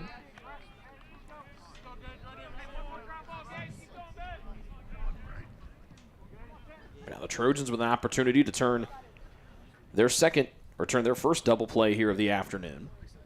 They can get out of this inning unscathed and hit the halfway point up 3.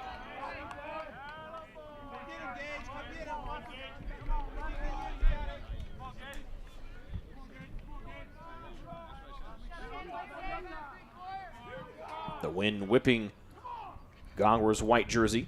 Swing and a miss on a pitch on the outer half. It counts at 2 balls and 1 strike.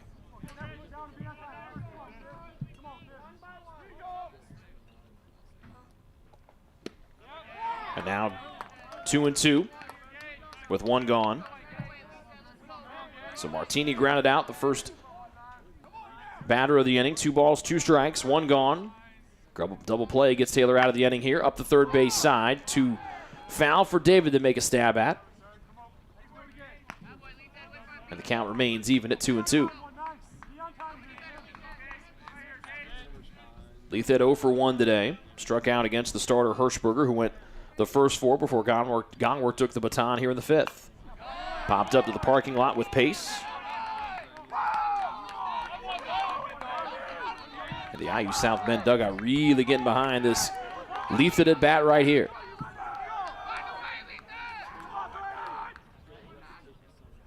To the left side, David knocks it down to third, steps in the bag for 1, across to first and glad, and that is a 5-3 double play, and IU South Bend now 0 for 6 today with runners on the bases. We're halfway home from the metropolis that is Upland, Indiana. Taylor out 3-0 over IUSB here on the Trojan Sports Network.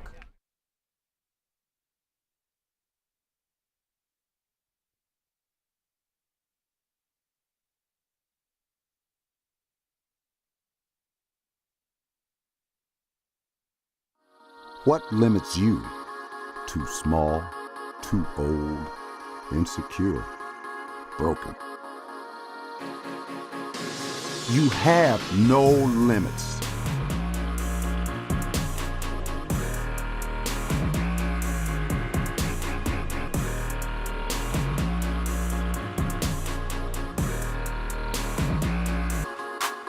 Rethink your limits.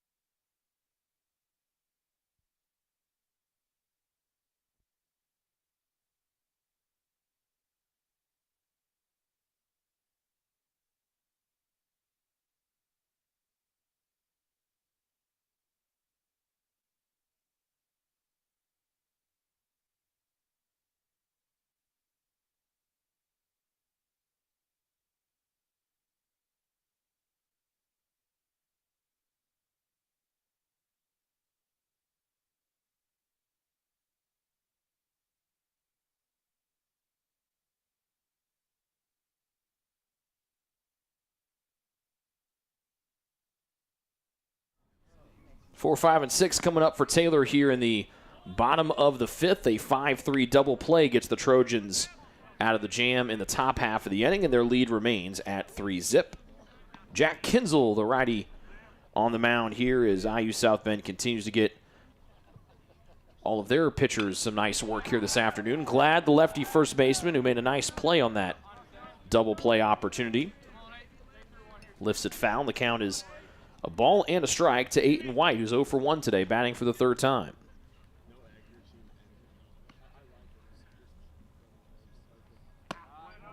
Kinzel fires one high, 2-1.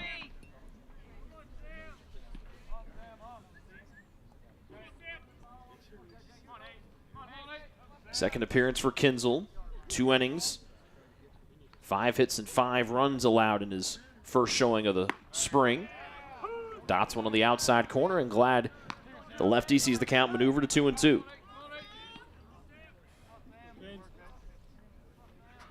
Slow start for Sam this season. 9 strikeouts coming in 10 games, batting just .156.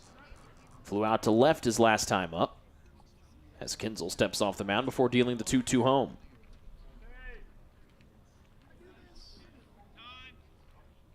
And then time is called, and that's a pitch clock violation against the pitcher Kinzel. That's a tough break there for Kinzel as the time was called right as he went into his motion, and he then chucked it all the way about almost halfway up the backstop netting. Just a bit outside. So it's a full count to the ever-dangerous Sam Glad. So he tries to lead things off in the bottom of the 5th in a good way with Taylor ahead 3-0. Pokes one off the end of the bat, and Mason David appears out of the dugout to get it and then throws it incredibly low to Ryan Bowler.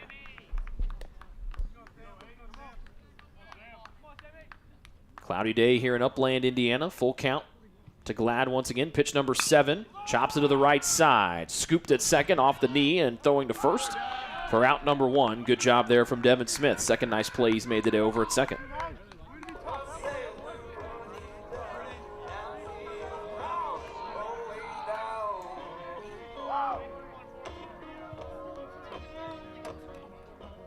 One up, one down in the bottom of the 5th of this 9-inning affair for Taylor. They've got a doubleheader here on Friday against Madonna, then still here next Tuesday against IU-PU Columbus as Frickle pokes it foul to the right. And then don't blink, it'll be the 1st of March next weekend. The Trojans start conference play next weekend with the split series, 2 here against St. Francis, then 2 up in Fort Wayne next weekend.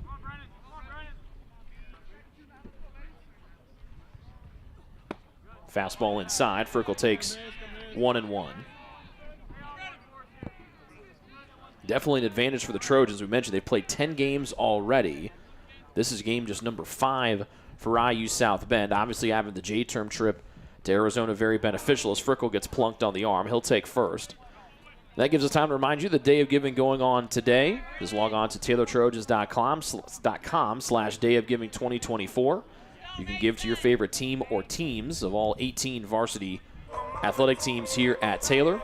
The Trojans fundraising to continue to raise money for their annual J-term trips to Arizona. Did you take a couple of those J-term trips at all when you were here, or no trips for you? No, once again, back in the olden times, we stayed in the sunny, picturesque Upland, Indiana for J-term.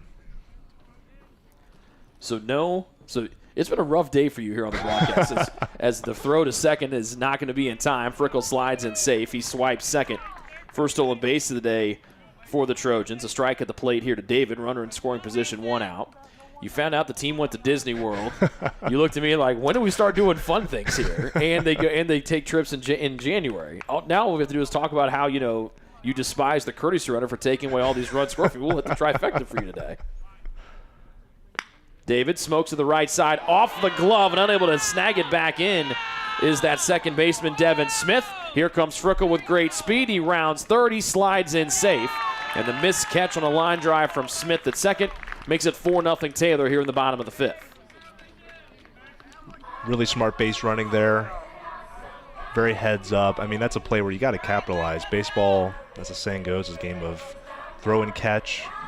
Gould always told us catchers it's called catcher, not knocker downer. And I guess that also applies to the middle infield.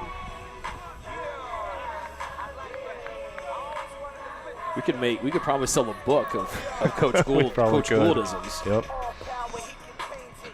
Or at least make some nice T-shirts. We could. We could do what as Luke Picchiotti steps in for the third time today, throw to first, David back in time after the second error of the day for IU South Bend. We could do what Notre Dame does, where they call it the shirt, and they sell it before every football season. We could just make the shirt for Taylor Baseball. Let's pick a new Coach Gould-ism. I like it. Throw to the backstop. Wild pitch allows David to mosey his way up to second with ease.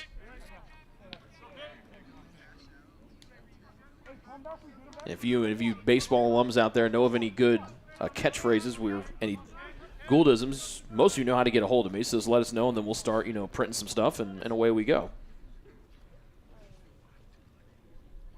Picchiotti's 0 for 1 today at the plate for the third time. Skies it up the side, left side towards his own bullpen over his head, and also out of the reach of some of the members of the Taylor softball team who took a long look at that baseball and I don't think I'm going to go get it. And now Delaney Barton's popped up, and she'll go and retrieve that baseball.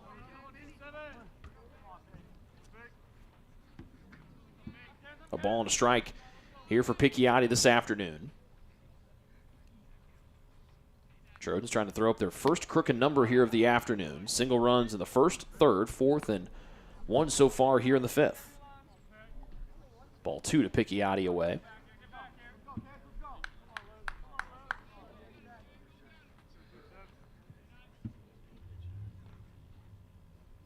Kinzel looks back at second and David and comes home. Picchiotti got a piece and fouls it down. 2 balls, 2 strikes.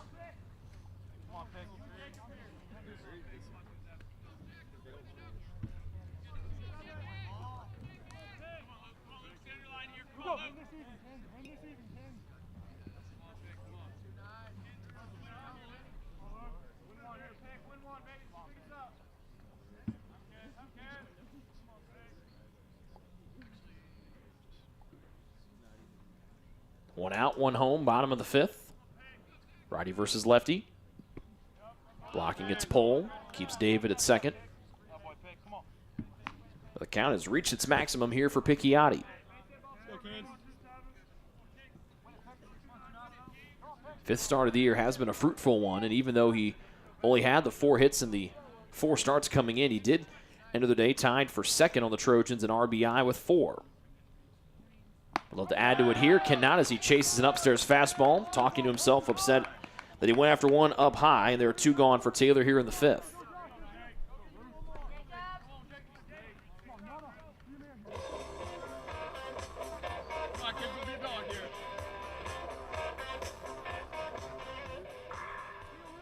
The catcher, Jacob Caruso. David the runner at second after the missed catch by second baseman Devin Smith. Allowed Frickle to score.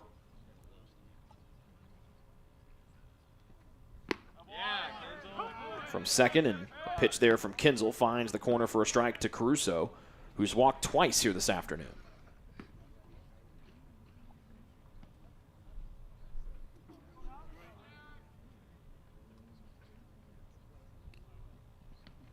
Kinzel out of the stretch, gets Caruso to chase one high.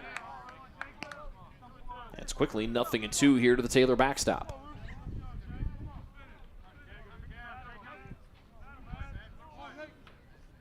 Wind is starting to pick up a little bit more here in the stands and down on the field than it has over the last couple of moments.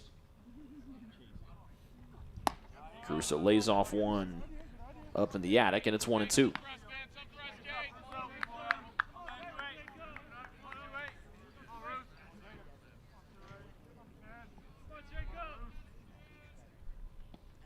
Four hits for the Trojans here this afternoon, trying to find their first one here in the fifth. Caruso fans at a breaking ball the way, and Kinzel able to only allow 1 run to come across. We played 5 from Winter-Holder Field. It's the Trojans 4, IU South Bend 0. This is Taylor Baseball on the Trojans Sports Network.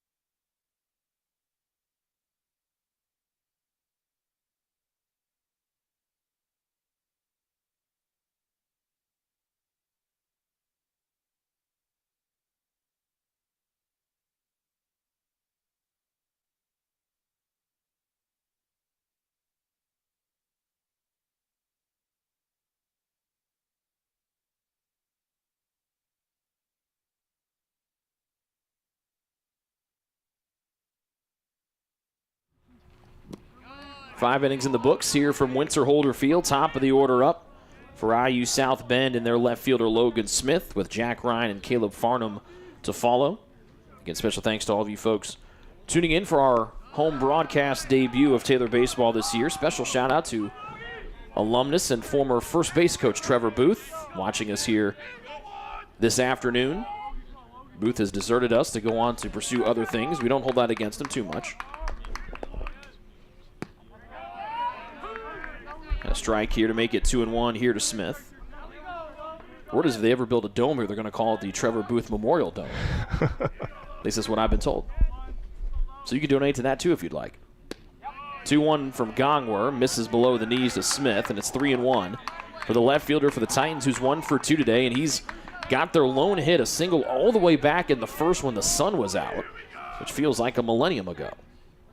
3-1 Gongwer up the middle, and Smith is now going to add to that hit total for both him and the team. 2 for him, 2 for the Titans. He's got a leadoff single here to start the 6th.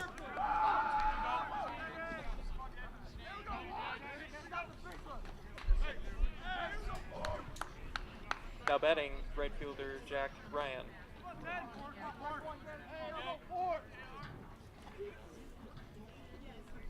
One on, nobody out for the right fielder, Jack Ryan. Again, Nep, Picchiotti, and Caleb Colpine the outfield from left to right. From third to first, David Remick, Frickle, and Glad, with Caruso behind the plate. Gongwer fires to first, keeping an eye on Smith.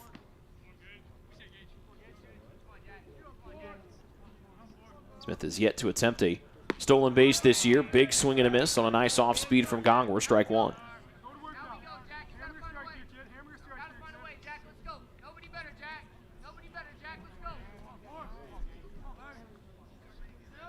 Second one to the right side, and it hits the runner, and smacking his helmet in frustration is Logan Smith. He'll be out, and there's one gone, and that's a tough break, because it looked like from our vantage point, at least from my vantage point, I think that one was going to get through. Yeah, I mean, if it doesn't hit the runner, that's definitely a base hit. You've got runners on first and second. I think you just have to chalk it up to bad luck. Took a big bounce off of that infield turf. So instead of having 2 on here for IUSB, they got to have just 1 out. Still 1 on for the lefty first baseman, Farnham. First one up high from Gage Gongwer. Older brother Drake threw a no-hitter during his time here in the Trojan purple, white, and gray. Little brother gets a swing and a miss, and it's 1-1.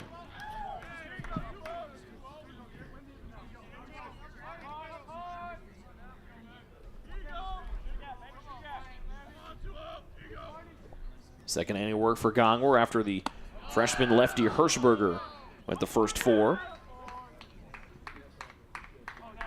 Taylor comes in 3-7, but they had 3 games going 1-2 against number 1 Southeastern last week, giving the Fire their first loss. They played a couple of different ranked teams down in Georgia, and the team they played out in Arizona, Ottawa, has had a really nice start to their season. Just a couple of losses to top 25 teams on their dance card. But remember, a year ago, the Trojans didn't like their record through the first 8, 9, 10 games of the year, and then they started to find the rhythm. They won 40 games, won 30 in the conference, and went to the World Series. 3-1, and now a little bit of work here for Gongwer as he walks Farnham. And there are 2 on here for IU South Bend. First time today, Lincoln, that they've had multiple men on the bases. Yeah, certainly. I mean, every series matters. Every phase of the season matters, but ultimately, I mean, there's been so many Taylor teams I can think of that maybe had a slower start, but then hit their stride later on in the year. So ultimately, as we saw last year, I mean, even if you start slow but you end up in Idaho, I'll take that. Ball 1 draws 6th-year pitching coach Justin Barber out of the third base dugout for Taylor. And we'd like to remind you, if you'd like to sponsor Justin Barber's mound visits, we are taking those. This is an idea that Coach Barber and I both came up with, so if you'd like to sponsor Coach Barber's mound visits, we do have that opportunity for you. Again, it's separate from what we're doing for Day of Giving today. That's a separate deal. But, you know, if you'd like to sponsor Coach Barber's mound visits, I'm sure a couple of his old pitchers might want to throw their name in the hat for that. He's talking with Gongwer and Caruso. A leadoff single for Smith is how we got things started here in the 6th inning, and he looked to be on his way to second, but the ball bounced and hit him in the leg, so he was out on a runner's interference on the contact from Jack Ryan. But a walk to Farnham has now got 2 Titans on here in the top of the 6th as they trail 4-0. As Jeremy Hosier comes out and breaks up the mound visit, he and Justin Barber have a little chat walking their way back to home plate. These gray uniforms that IU South Bend is wearing say the Bend across the front in red letters.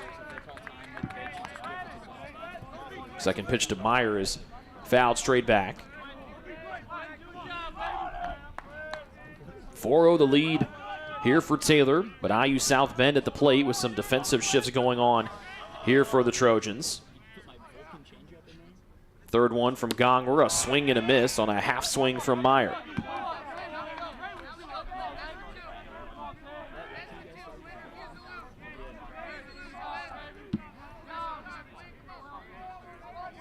Gongwer kicks and comes home on the 1-2, and he gets a sword and a half swing from Meyer, and whatever Barber sent on that mound visit worked in spades.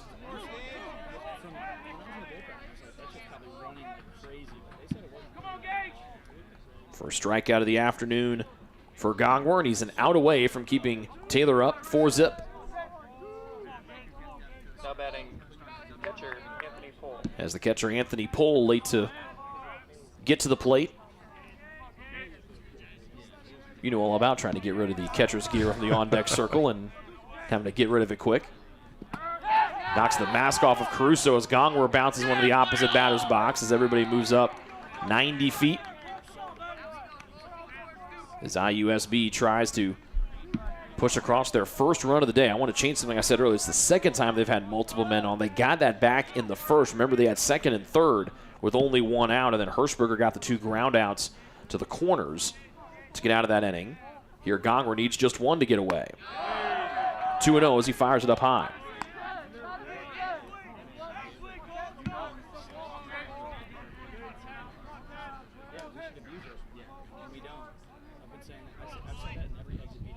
The 2-0. Up and in as Gongwer's fastball makes it 3-0.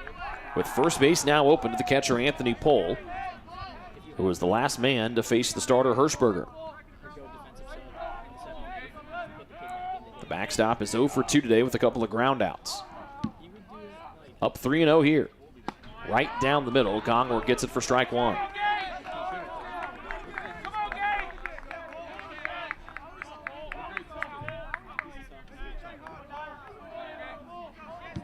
Second and third here for IU South Bend, down 4-0, 3-1. Up the middle, gets on through, and this will bring home both runs as Picchiotti scoops it up in center field. And a 2-out, 2 RBI single for Anthony Pohl has got IU South Bend right back into it as they trail 4-2 with 2 gone here in the 6th.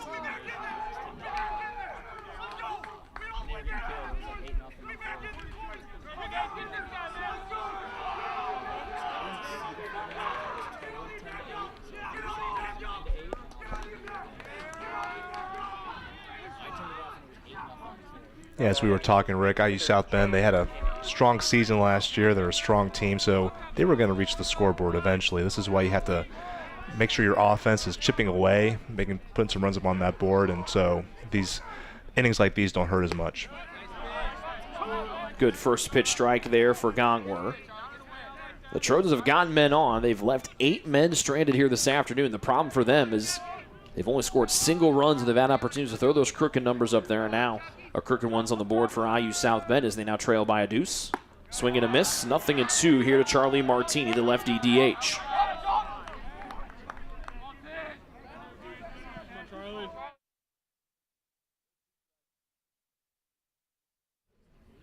And good morning, good afternoon, and good night for Gage Gongwer.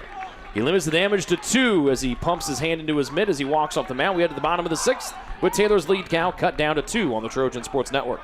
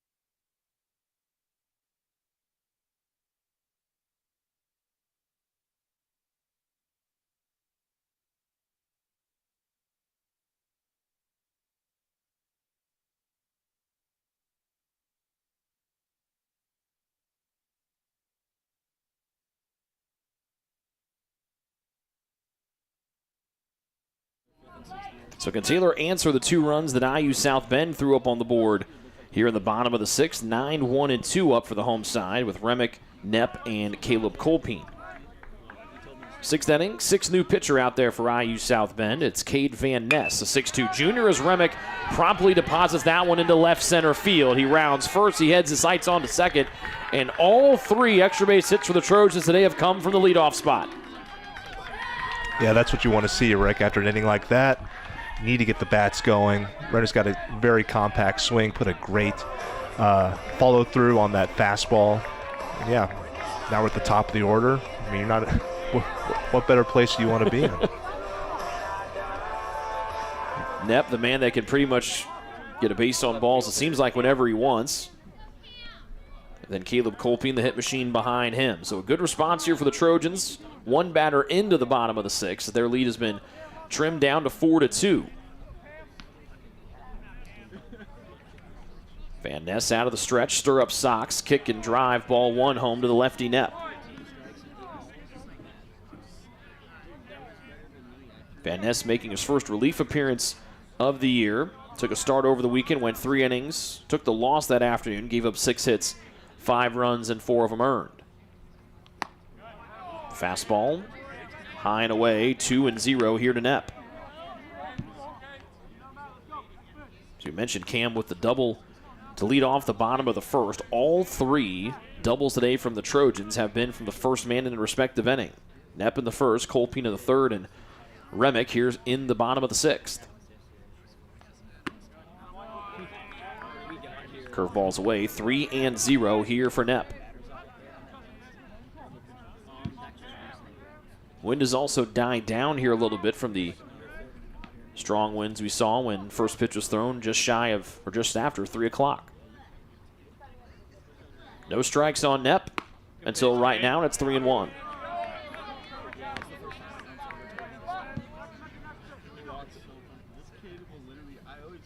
Five hits for Taylor this afternoon, but 8 men left on the bases, including a bases loaded opportunity back in the 4th where they got just 1 run out of it. Pickoff attempt back to second, nobody home, so no throw from Van Ness, just a pivot.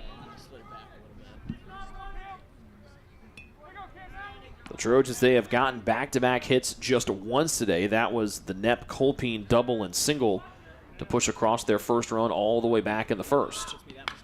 Colpine trying to make, or excuse me, Knepp trying to do it for the 2nd time here. Streams it foul back to the Turner Stadium turf.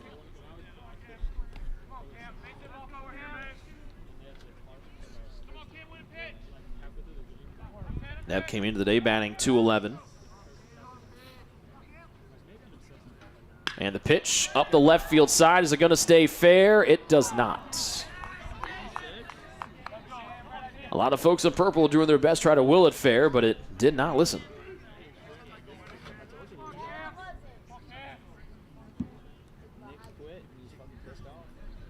Home opener for Taylor after being on the road and flying all over the country to warmer destinations over the better part of the first 2 months of the season. Full count again to Knepp. To the right side. This is going to score Remick easily from second. And for the 2nd time today, the Trojans get back-to-back hits. Knepp trying to stretch it into a double. He hits the afterburners, and he slides in safe with an RBI 2-bagger. His 2nd double of the afternoon. The Trojan lead up to 3. Fantastic at-bat there, Rick. Worked a nice 3-2 count. And, I mean, that was a beautiful line drive. That's what you want to see. A lot of hard hits, a lot of line drives, and back-to-back at-bats are doing that. And he keeps stringing those together. It's almost impossible to defend swings like that. And we thought the Trojan lineup last year was really good with Knepp at the top. You had Bass sometimes batting second, Colpine batting second, who steps in here. But you go Knepp, Colpine, Manning, and Glad, and then Frickle, who's no slouch. David can get on base. There are no empty spots in the Taylor order here this season. Pickoff attempt back to second. Knepp dives underneath the tag attempt of Boyer at short. Another thing, too, you got to admire about Knepp, that was most likely for most people a single, but, man, he hustled, stretched that into a double. We talked about his versatility defensively. Has played multiple defensive positions, third base, second base, a couple of spots in the outfield during his now 3-year career. Colpine puts a charge into deep right field. He flips the bat, and it's not going to be caught by Lethan in right center field. Knepp turning on the wheels again. He's going to round third. The throw pumped twice. It's high, not in time. And an RBI double for Caleb Colpine. And just like that, the Trojan lead right back to 4. That was a great swing on a great pitch, great hustle on base running, and this is exactly what you want to see from a winning program and a strong offensive team. Is when you give up a couple runs, you win those runs back right away. You respond. You don't let it languish for innings. And I mean, from IU South Bend's perspective, they're running a new pitch shot every inning, so it's kind of hard to get even into a pitching rhythm. And I don't know, from the flip side, Taylor, you know, I think they're doing a great job, at least right now, adjusting to this new arm. And I mean, there's a lot more flat fastballs this inning. I don't know if that's contributing, but they're putting good swings on them. Also, how can an ending like in a game like this, I know it's two teams that have not had the starts they've wanted, but we heard from head coach Kyle Gould in the pregame interview. He talked about, look, pitching's way ahead. Pitching's ahead of our offense. We're trying to get the offense going. You get in a situation like this where your offense was good for a couple of innings, didn't get as many runs as you probably thought you should have, but then get some pressure and you answer right back in the 6th in just your 11th game of the year, knowing that, by the way, conference play starts next week. You're going to be in these situations for the next 2 months, hopefully 3 months. No, yeah, this is the time to really knock the rust off, get in a rhythm, and there's no better place to do that than here at home. So it's been 3 doubles in a row to start this bottom of the 6th. The Remick, Knepp, and now Colpine. The first 2 men have scored. Manning would like to make it 3 in a row to score. He'd love to make it 4 doubles in a row as well. He lifts it up the right side. Coming in and out, going back is Ryan. He dances in deep right field, makes the catch for out number 1. Colpine tags, and he's on his way, setting his sights into third base. And Manning does his job, moves the 7th run of the afternoon 90 feet away. This is what you have to do, right? Each at-bat needs to be productive in some capacity. And so everyone's doing their role here. 3 solid at-bats to start off, and even this one, right? I mean, he wasn't the best swing on it, but he did his job. It was to the right side of the field, advances the runner. Now you got Glad up to the plate, he's no slouch, right? No, he's above average, I think they would say. Now batting number 8, Sam Glad. And it was such an interesting, you had the lineup last year with obviously Vandermolen and Bass and Cowball, your 3, starting 5th-year seniors as Glad takes the first one. It was always an interesting thing talking with Coach Gould and Coach Barber and even Trevor Booth when he would, grant us the very slim time that he would sometimes grant us. They always talked about we're trying to find ways to get Glad into the lineup. And obviously with the double substitution rule in NAI baseball, exactly like they have in softball, it helped get Sam in a couple of at-bats here and there. And then when he found his rhythm at the late of the season, the kid took off like a rocket. Yeah, it's always a rule of thumb. If you're hitting well, they will always find a spot for you in the lineup. Infield playing in, they will stay that way because Glad gets plunked on the right thigh, and it's runners with the corners here for Brendan Frickle.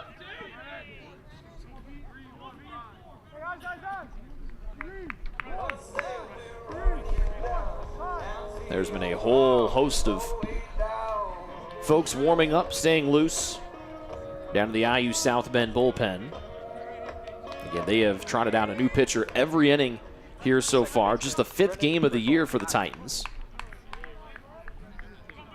And it brings up Frickle, who's 0 for 2 today. Sac fly will give Taylor their biggest lead of the afternoon. Lays back on 1 high.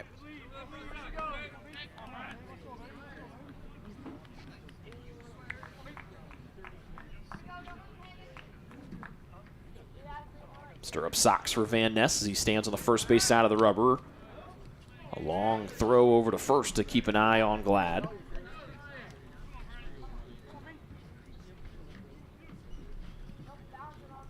Just 2 Trojans this year. Colpine and Picchiotti have had more than 1 stolen base for TU. Frickle underneath one that was kind of in the upper part of the zone. Might have been able to drive it a little bit. Instead, he sends it to the parking lot.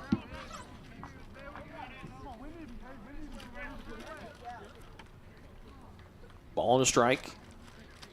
Bottom of the 6th. The Taylor offense has started to hum along here with 3 doubles to start the inning. Runners at the corners here for Frickle. But Taylor ahead, back again by 4. Throw back again to first. And Glad is back there with plenty of time to spare.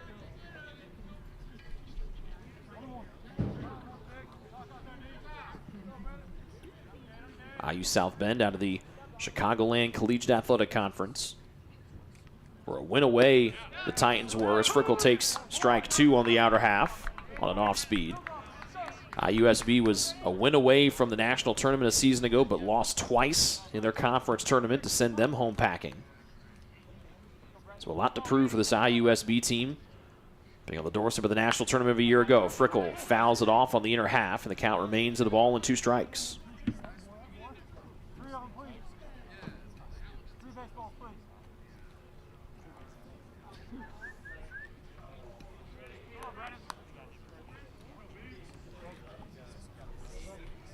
Brennan struck out his first 2 times up to end the first and the third, then was hit by a pitch last inning and scored from second base on that dropped line drive catch from Smith, the second baseman.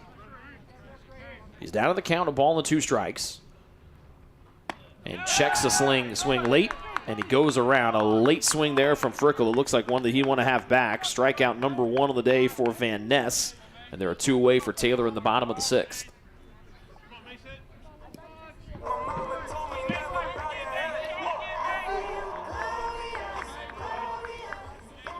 Batting, Mason David.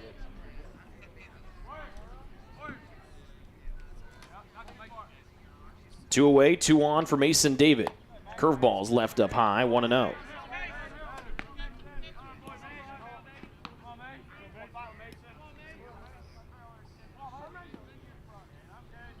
David, the third baseman, has reached twice today. Another throw from Van Ness over to first.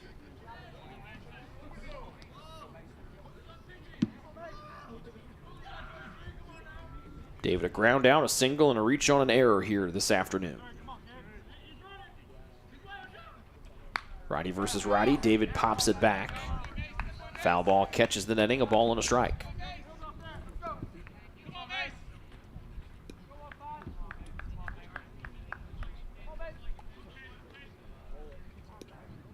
Caleb Colpy, the lead man at third after hitting the third double to lead off this bottom of the 6th. Driving in Knepp. Glad's the one that Van Ness has been keeping an eye on over at first. And another time to the right side of the infield.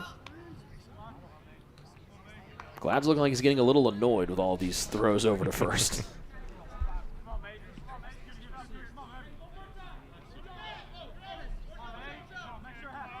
Now some of the Taylor students are trying to get in Van Ness's head. David launches this one way out of here up the left field line, and it's a 3-run blast for Mason David.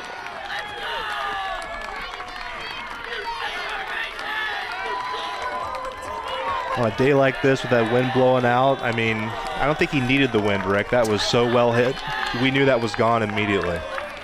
I mean, he put that thing into the plaza outside of the renovated Stillman Fieldhouse. Just the second home run of the year for the Trojans. David gets his first, and just like that, Taylor puts up 5 in the bottom of the 6th, and they lead 9-2.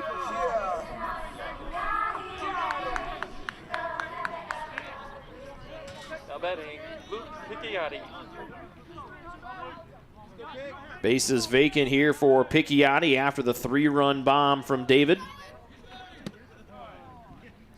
Offering is low, 1-0 to the Taylor center fielder.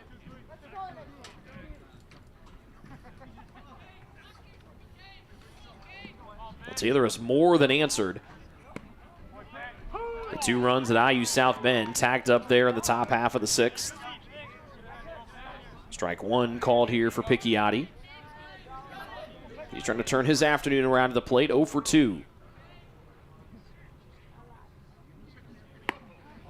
Good eye there from the former UIC Flame, 2-1.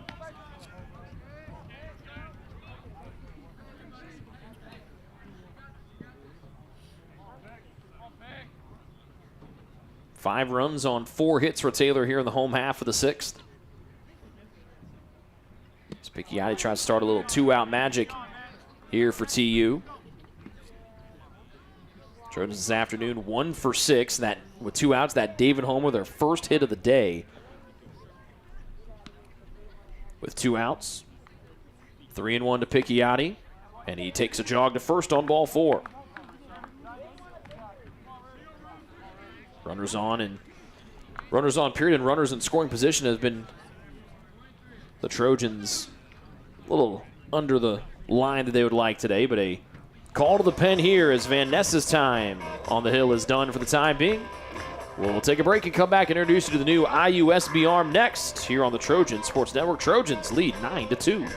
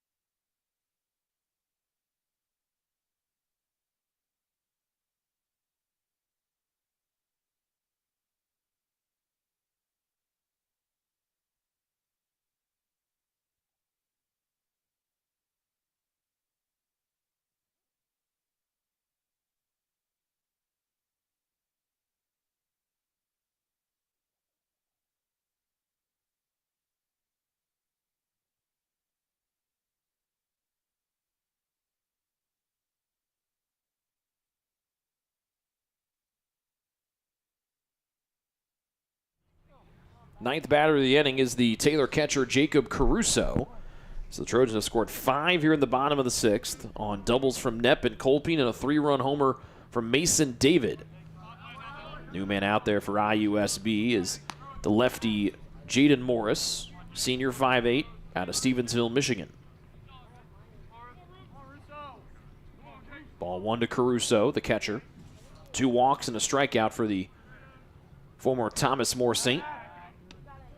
Morris back over to first, where Picchiotti has been subbed out for Luke Sutter, courtesy running for Picchiotti at first.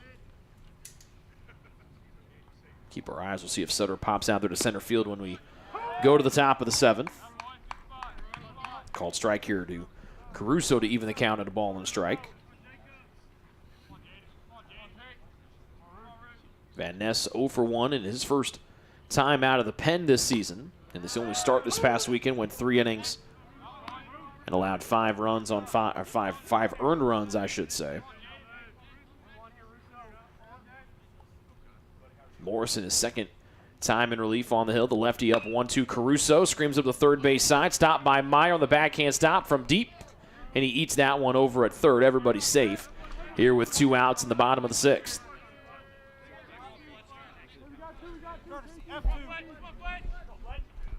Kennedy back out there to get Caruso.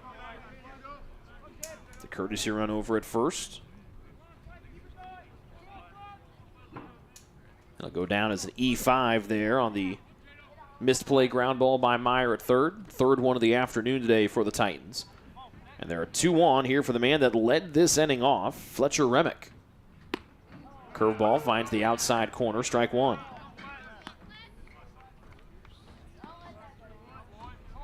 We mentioned when the inning started, the Trojans had gotten back-to-back hits once. They one up it here, going 3 straight doubles off the top. Thanks to that David 3-run homers, the second offering bounces in 1-1. It stays. As Taylor has seen their lead increase to 7 at 9-2 after not scoring multiple runs in a single inning before this one.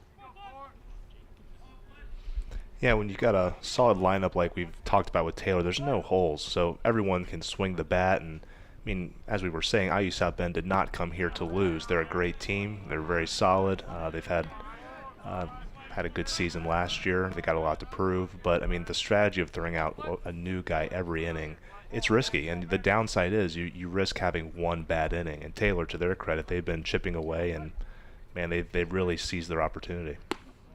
3-1 as as Pohl couldn't bring it across the outside corner. It was 4 games for IUSB down in Tennessee this weekend. Had one get cut short because of a run rule. They gave up 25 runs and another. So it was a long weekend for the Titans, both at the ballpark with 4 games in a compressed time frame, but also at the plate in general. As a 2-out walk issued to Remick, and the lineup turns over once again here to Knepp. He'll be the 11th batter of the inning, and the bases are juiced for the Trojan left fielder.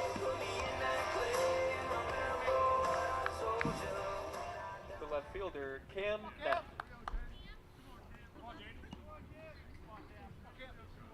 Knepp, a 2-for-4 afternoon.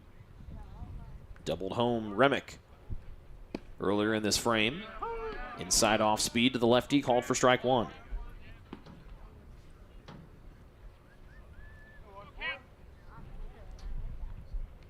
Sutter's the man at third, Kennedy at second, and Remick all by himself at first.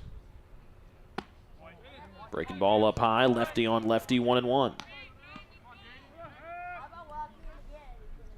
Single 9-inning game here today. The Trojans welcome Madonna in here on Friday for a doubleheader. And then have IU PUC here next Tuesday for 4 home games for the next 2 weeks. Down the middle but low, 2-1 here for Kennedy. Or Knepp, with Kennedy at second.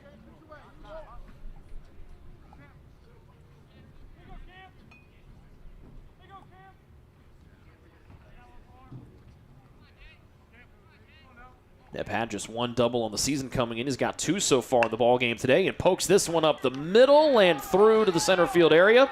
Sutter scores. Here comes Kennedy from second. Throw from center is not in time. 2 more runs home for the Trojans. They push that lead to 11-2. That's 3 runs driven in today by Cam Knepp. As we've seen a lot, especially in this inning, these doubles and what we just saw there, a strong middle approach is always a good way to go. And it's really paying off here, and I hate to admit it, but that's another reason why you have the pinch runner for the catcher, right? I mean, with Kennedy's wheels, he makes it look really easy.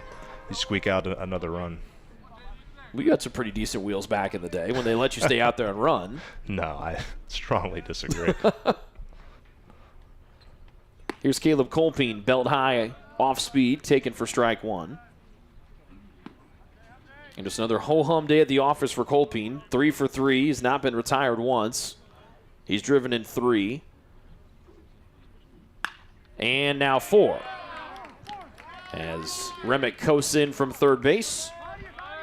If you thought Caleb Colpine would slow down after getting almost 100 hits a year ago as a sophomore, you were incorrect, as the junior just continues to dazzle here. And it's an 8 spot in the bottom of the 6th for Taylor, and they lead 12-2.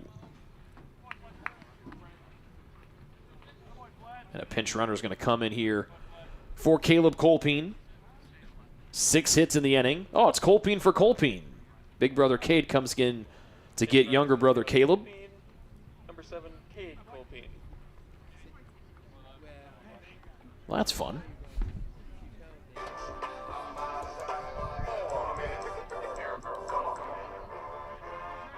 The younger sister, Sayla, a freshman on the volleyball team this year, so all 3 Colpine kids here at Taylor. Their cousins, Micah Long, backup catcher here for the Trojans, and Micah's freshman sister, Sayla's classmate on the competitive cheer team. So the Longs and Colpines just keep sending those tuition checks to Upland every couple of months or so.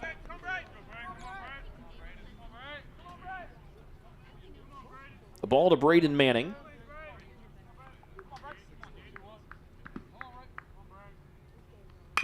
Bouncer to the left side. Boyer snags it, trying to get the force out at third, and they beat Knepp by about a step. Fielder's choice ends the sixth, but not before Taylor puts up 8 in the bottom of the sixth inning, and they lead by 10, 12-2, as we head to our final 3 innings here for the home opener for the Trojans, the 9th-ranked team in the country on the Trojan Sports Network.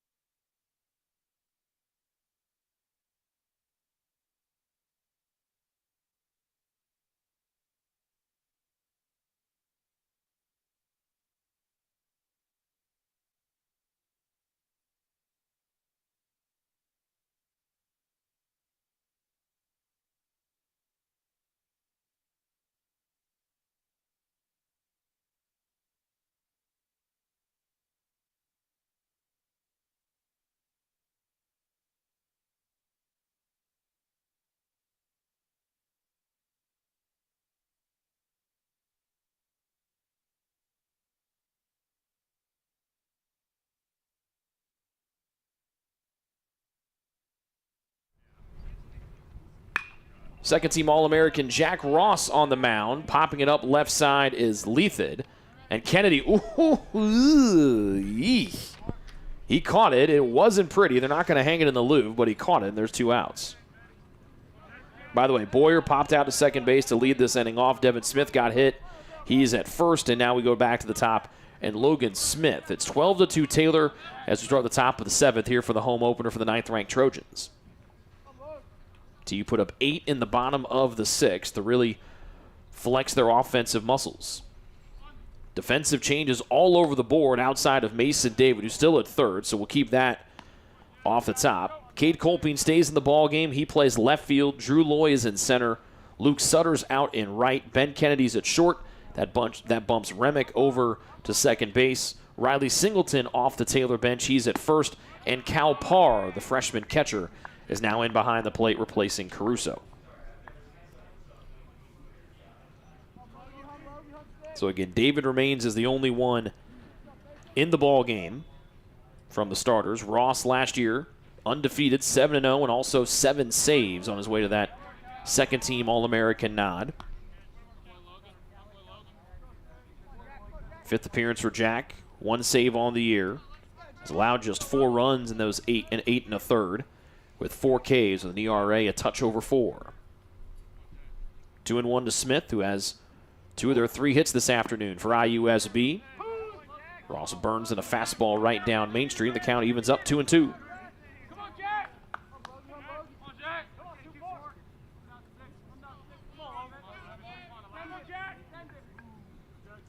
Ross out of the stretch, takes a look at Smith over at first.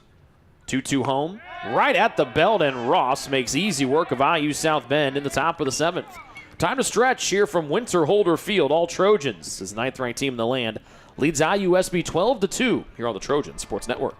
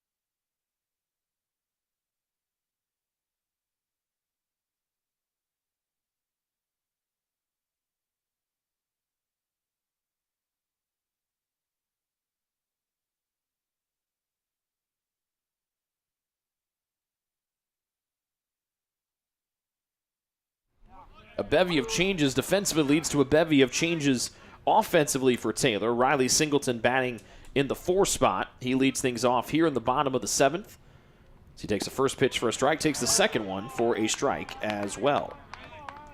It'll be Singleton, Ben Kennedy, and then Mason David, who's the only starter to remain defensively on the field. Braden Manning, obviously the starting DH. He was not sub 4 defensively for obvious reasons. Singleton, 6'1" freshman out of Evansville, Indiana. He's been one of the main starters over at first this year. He's played in now all 11 games this year, but just the 3rd time he hasn't started this year. The freshman swings and misses inside, dropped by Pohl. The catcher picks it up, tosses to first. And there's the first out here in the bottom of the 7th. Taylor coming off an 8-run, 6-hit, bottom of the 6th, where they put 13 men to the plate in their best offensive showing here of the afternoon.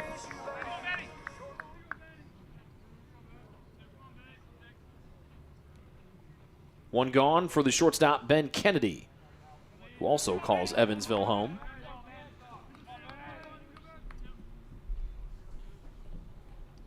First pitch is in for a ball. And that got him on the wrist, and that is going to hurt. Looks like it got him on the right wrist. He's trying to throw that wrist out and try to get some feeling back into it as McKendry, the new pitcher, senior out of Illinois, came too far in. And Joe Lokos will pinch hit here for Mason David in the 6th spot.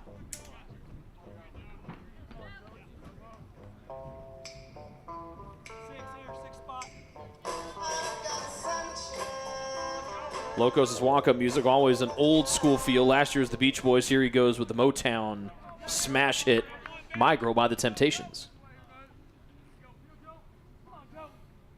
Lokos, the pride of Maryland.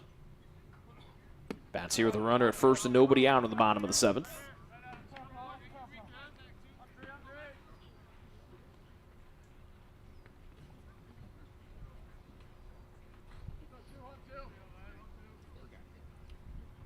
First official at bat, or second at bat for Lokos this season. Lifts it up the right field side in foul territory. Diving and unable to get to it is Farnham.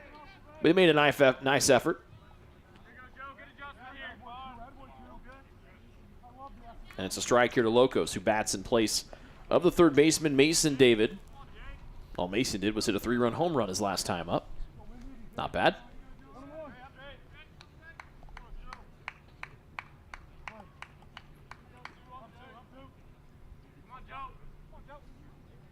McKendry out of the stretch. The righty comes home, and Lokos charges one towards center field. Leathit goes back. He looks up, and it's off the scoreboard and out of here.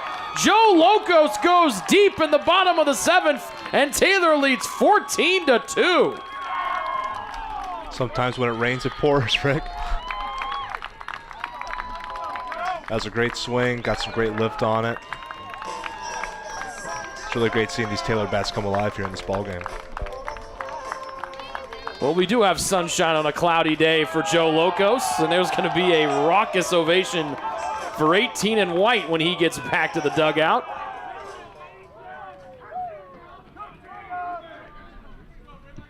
And the Trojans starting to find their offensive rhythm here this afternoon. They lead 14-12. 11 hits and now 2 homers on the afternoon. And it brings up Luke Sutter, the freshman from Centerville, Ohio.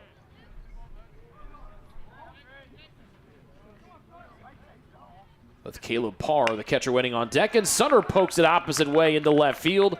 And the Trojan bats continue to scorch here against IUSB this afternoon.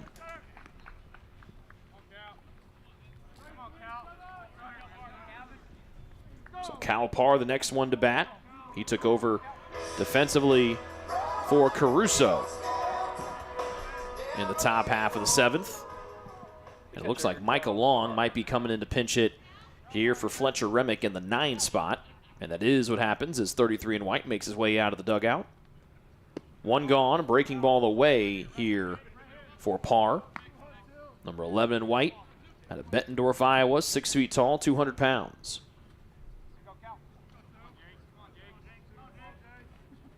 Looking for his first hit of his college career. Takes a pitch inside, evens it up at 1-1.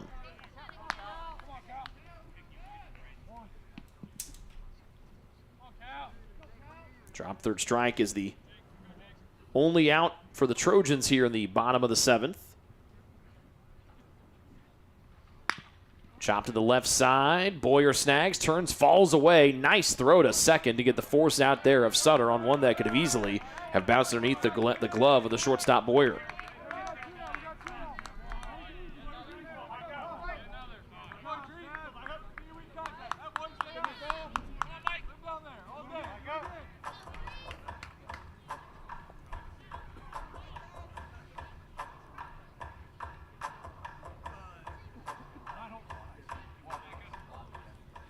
Pinch hitting number 33, Micah Long. Micah Long, the 6-foot junior out of Homestead High School. Again, cousins of the Colpine brothers, Cade and Caleb. And the righty backup catcher steps in. First one up and away as he bats for Fletcher Remick out of the 9 spot. Speedy center fielder Drew Loy waits on deck.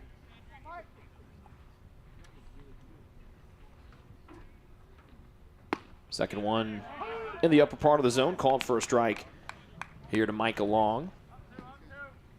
And Lincoln, it took the Trojan offense a while to get going, just single runs in the first, third, fourth, and fifth, but kind of the kick into gear they needed was seeing IUSB put up 2 on the board in the top of the 6th, and as Long takes a pitch for strike 2, 1 and 2. Then the offense exploded just an inning ago. They put up 8. Yeah, it's really great to see like we've been talking about, the starting lineup for this Taylor team is solid up and down, but even in these last 2 innings to see these guys coming off the bench, swinging the bat really well, that's really encouraging to see. Ball 2 low and away to Long, with Loy and Kate Colpine to follow.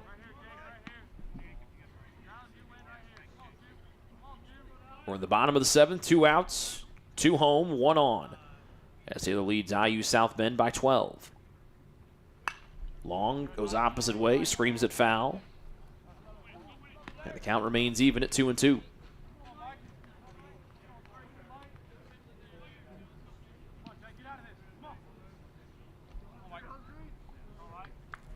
Righty versus righty, with the senior McKendry against the junior Micah Long. Again, gets it off the end of the bat, catches the net, and it remains 2 balls and 2 strikes. Second appearance for McKendry this season. Went 3 innings his first time out, gave up 5 runs, 4 earned, including 4 doubles in his only outing so far before this one. Takes a deep breath, 2-2 again, and right at the belt gets Long looking for strike 3. But the bottom of the 7th highlighted by the 2-run home run by Joe Locos. We've got 2 more innings to play here from Winterholder Field, and the Trojans lead 14-2. This is Taylor Baseball on the Trojan Sports Network.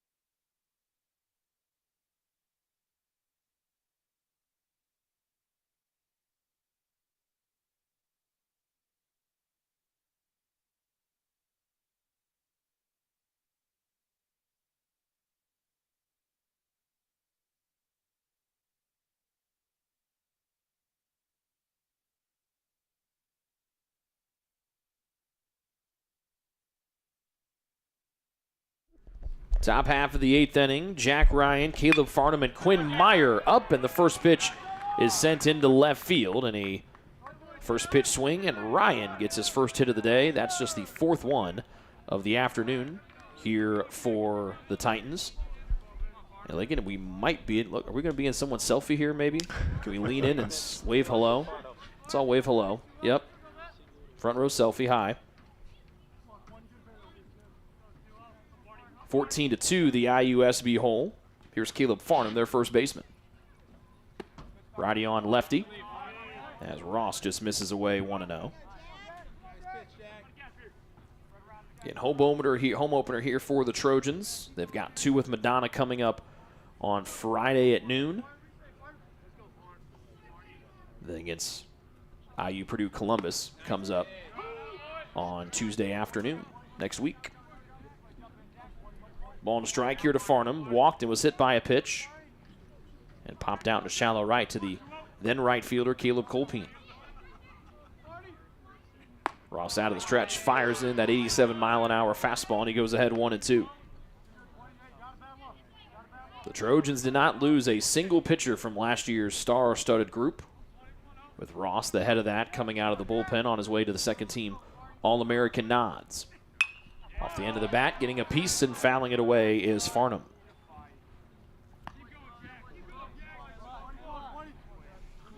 You had a chance to catch for a couple of really strong guys coming out of the bullpen, particularly in late-game situations. What does it do for a team? I know it's obviously the end of February, so there's still plenty of time of the season left. But when you have a guy as talented as Ross coming out of the pen late in games and can be so versatile, as another one fouled up and away, what does that do for a ball club having a guy like Jack Ross at the back end of your bullpen? Yeah, I mean, it's awesome having that anchor there where you know, at least from an offensive and defensive standpoint, hey, if we give this guy a lead, this game's over. I mean, I can think of a lot of MLB type of guys from the bullpen who had that mentality, and that's what you need. If you want to play at a high level, you need guys who can come out of the bullpen and just dominate. Ross did plenty of dominating a year ago. Again, 7-0. Set the single-season record for saves. 2-2 kicks and deals, and a wonderful breaking ball fools Farnham every which way. And there's one out here in the top of the 8th.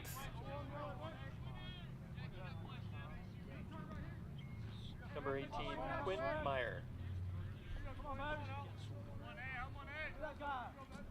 One away, one on for the third baseman, Quinn Meyer.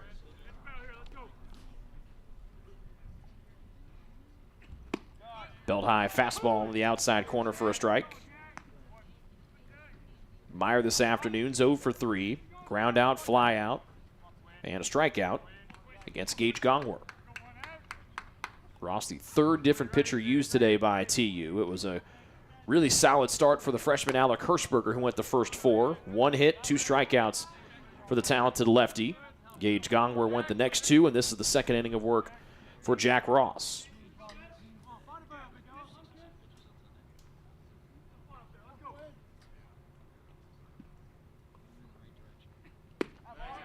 Wonderful breaking ball. Down on the inner half for a called strike 2.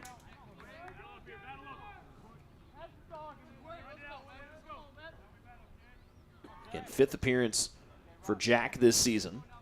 Led the team in appearances last year as a 4th-year junior. Little poke right side, could be 2. Remick, backhand flip to second and Kennedy for 1. On to first, and Singleton gets it for a 4-6-3 double play. The second double play the Trojans turn here this afternoon. We're off to the bottom of the 8th. Taylor leading 14-2 here on the Trojan Sports Network.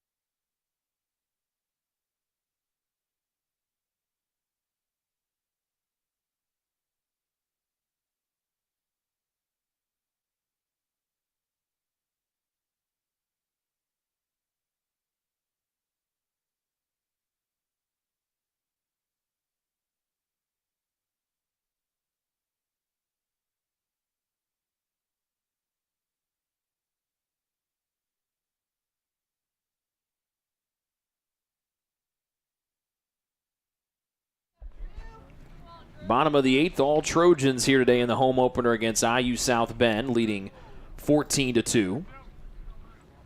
Members of the Taylor softball team lining the left side chain link fence after their practice is done.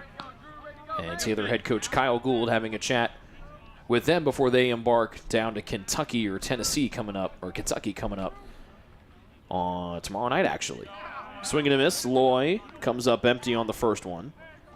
And he was a really strong defensive sub for the Trojans a year ago. Made a nice diving catch out at the World Series and has also been used for his speed on the base pass. A real versatile guy, the junior Loy is. Fouls it off here, 1-2.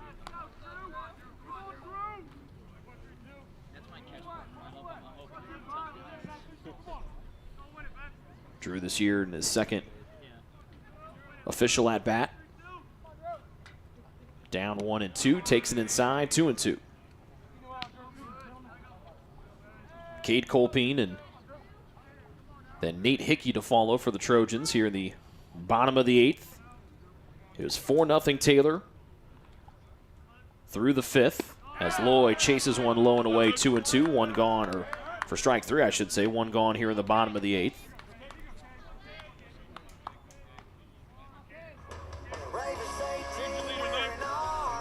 And then the Trojans responded with that 8 spot in the bottom of the 5th to blow this one open, and they've been in the driver's seat really in a stronghold ever since.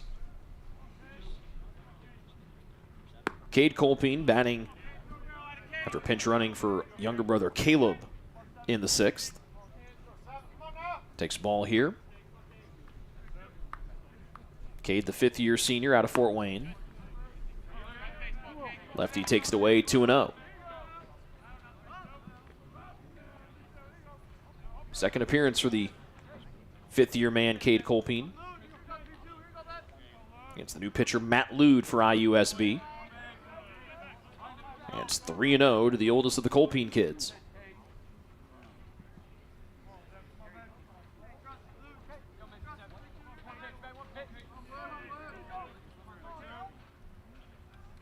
Lude readies and misses, painting the outside corner. It's a 4-pitch base on balls for Cade Colpine.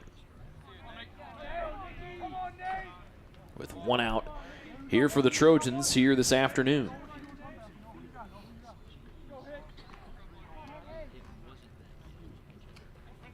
That's the 10th walk earned by the Trojans here this afternoon. And it brings the freshman Nate Hickey out of Westerville, Ohio.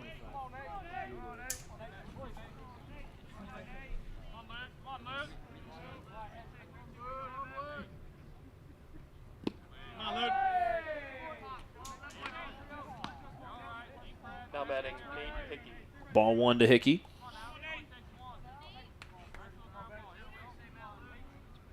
First appearance for Hickey as a collegian. As Lude keeping a keen watch on Colpine over at first. Riley Singleton, the first baseman, waits on deck for TU. And Hickey to the left. Boyer backhand stop, falls away at short, gets the out at second for 1, and Hickey able to beat the throw over to first base, and we play on here in the bottom of the 8th.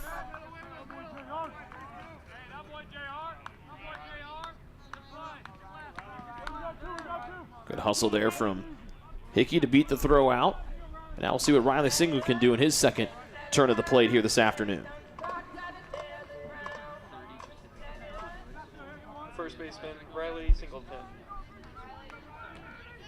12-run Taylor lead. They've wrapped out a dozen hits this afternoon. Lude, the senior out of Indianapolis, standing at 5'11". Takes the ball to start here, does Singleton.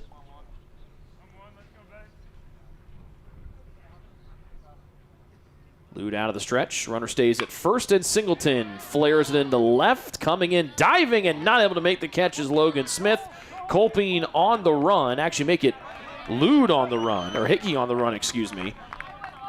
And he hustles his way over from first to third. And that means Kennedy gets an at-bat here in the bottom of the 8th.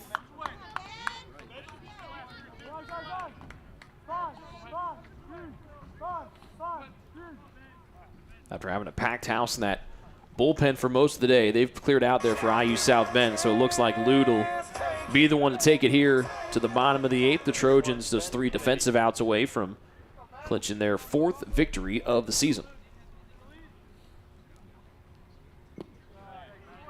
First and third for the shortstop, Ben Kennedy.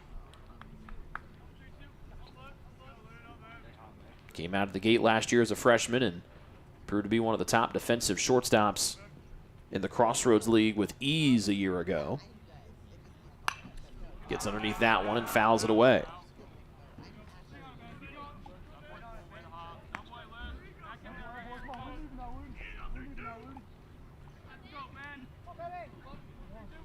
Ben hit by a pitch in the 7th and then got to jog home after the Locos home run. Down the middle, missing is Lude, 2-1.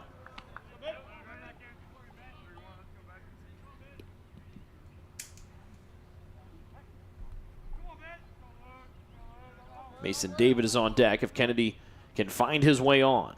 Chases one, off speed, and breaking ball in there from Lude, 2-2, good pitch.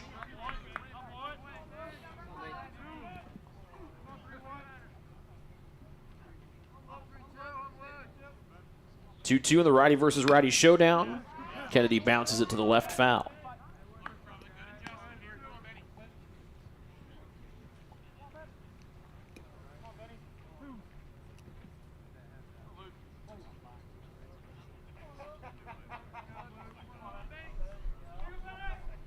First base side of the rubbers where Lude stands, and Kennedy rips it through the left side, scores Hickey from third. And it's a 15-2 Taylor lead as Kennedy gets an RBI.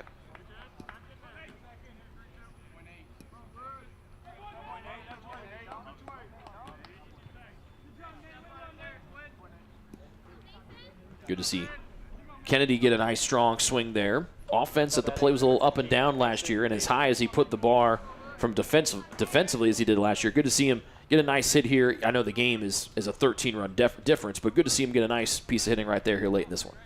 Yeah, absolutely. I mean, every at-bat counts, and when you're playing at home, great weather, this is a great time to kind of push aside last year, push aside the early series in Arizona and their other travels and say, hey, we're moving into the regular season. Let's start fresh. And, yeah, this is a great way to do it. Luke Sutter steps in as Mason David gets plunked softly in the back, and they're juiced here for Luke Sutter. Taylor today 9 for 24 with runners on, and 7 for 17 with runners in scoring position. The 9 for 24 is a 375 clip. Taylor 4-12 at runners in scoring position. They've also done a great job getting the leadoff man on today 4 out of the 8 times. Leadoff man has seen his way onto the base today, including 3 of them via doubles. A ball to Sutter. The lefty singled into left field his first time up. Spiking one to the turf is Lude, and a good stop by a pull behind the plate. The count's 2-0.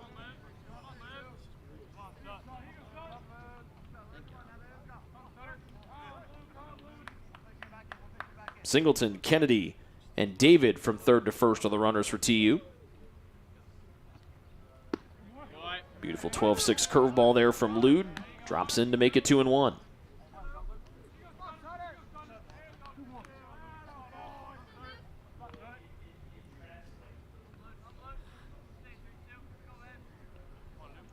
Lude crouches, readies, and fires.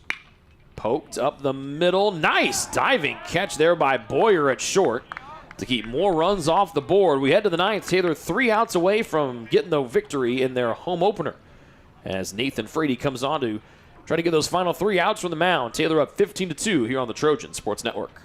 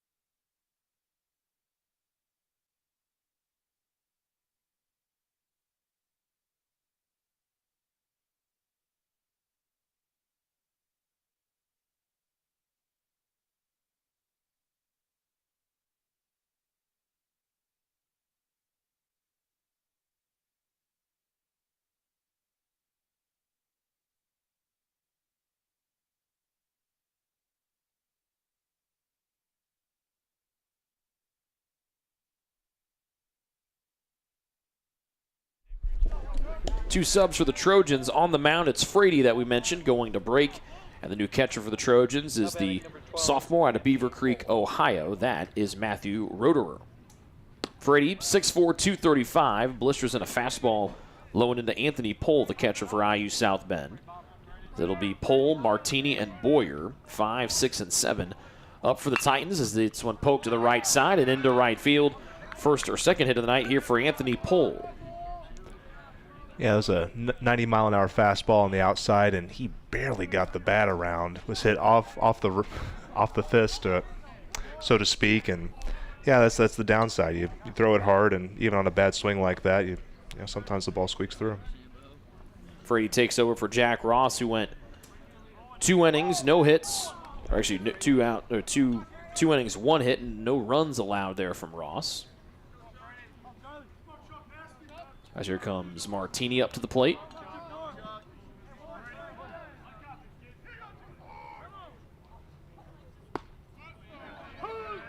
First one in there for a strike in the upper part of the zone. Martini today is 0 for 2. Walked and got picked off at second base by the starter Hirschberger, and then struck out to end the 6th.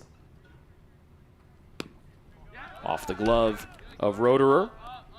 It'll be a pass ball, and Pohl moves up 90 feet. A ball here to Martini. Defense the same that we had in the 8th. Cade Colpin in left, Drew Loy in center, Luke Sutter in right, Mason David at third, Ben Kennedy at short. A foul tip here from Martini makes it 1-2. Fletcher Remick, the second baseman. Singleton's at first. And as we mentioned, Roederer, the new catcher behind the plate here for TU. Ball and 2 strikes for the DH Martini. Fastball from Frady up and away at 91 miles an hour. A live arm from a young freshman that, whew, that is that. If you are Justin Barber, that gives you something to work with. Then he just drops in an 80-mile-an-hour breaking ball to freeze Martini for strike 3. Hello.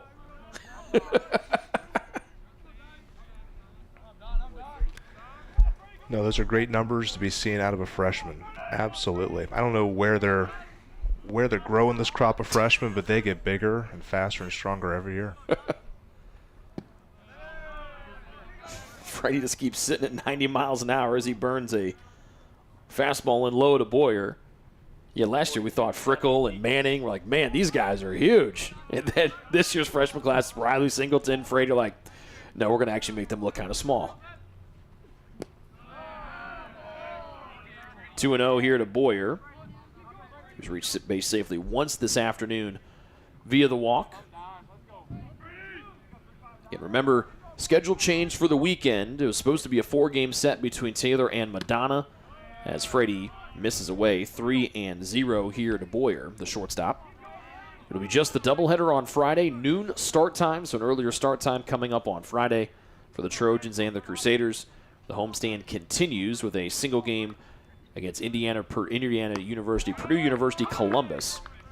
That is here next Tuesday. And then Friday, the Trojans are also at home to start conference play against St. Francis before going up to Fort Wayne to take on the Cougars in the split series on Saturday. 4th pitch is a strike to Boyer. It's 3-1. He rolls it to the right side. Remick's got it at second, scoops it up, waits for Singleton to get to first. It's a tight play, and beating the throw over there was Boyer, as Remick had to wait a decent amount of time to get Singleton to the bag. He didn't get it there in time. And Boyer's in there safe, and it's 1st and 3rd here for IUSB in the 9th.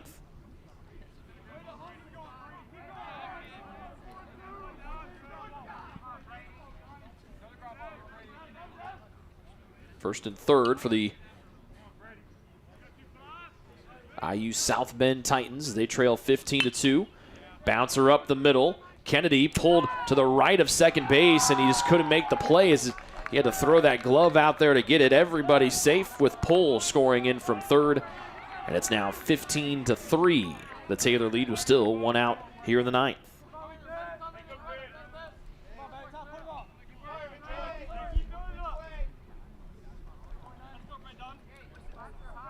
So that's Smith with the RBI single up the middle. Breaking ball from Frady, high, 1-0.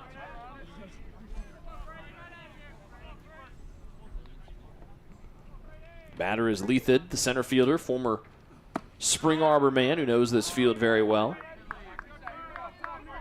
But he's up 2-0. He's 0 for 3 on the afternoon, batting out of the 9 spot.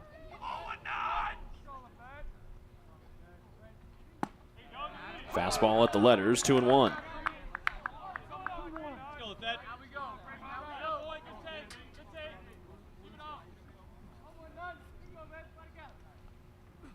Swing and a miss. Frady blows by a fastball. It's 2-2.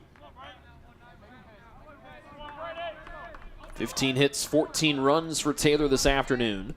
IUSB 3 runs, 7 hits, but they've found a nice offensive bounce here in the top of the 9th. 5th one's away from Frady. The count's full. Outside of that strikeout by Martine, it's been singles from Pohl, Boyer, and now Smith, with the first man Pohl scoring. Full count. Off the end of the bat, up the right field line, and it bends foul.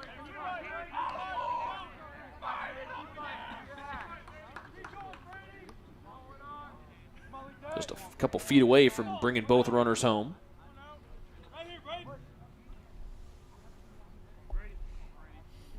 And number 7 from Frady to Leathid. Fights it off on the hands, a screamer to the parking lot. 3 balls, 2 strikes. Runners at first and second here at the top of the 9th with 1 gone for IUSB. They trail by 12. Frady, the righty, out of the stretch. Kicks and comes home. Ground ball left side. Kennedy dives, makes the stop, turns and throws to second.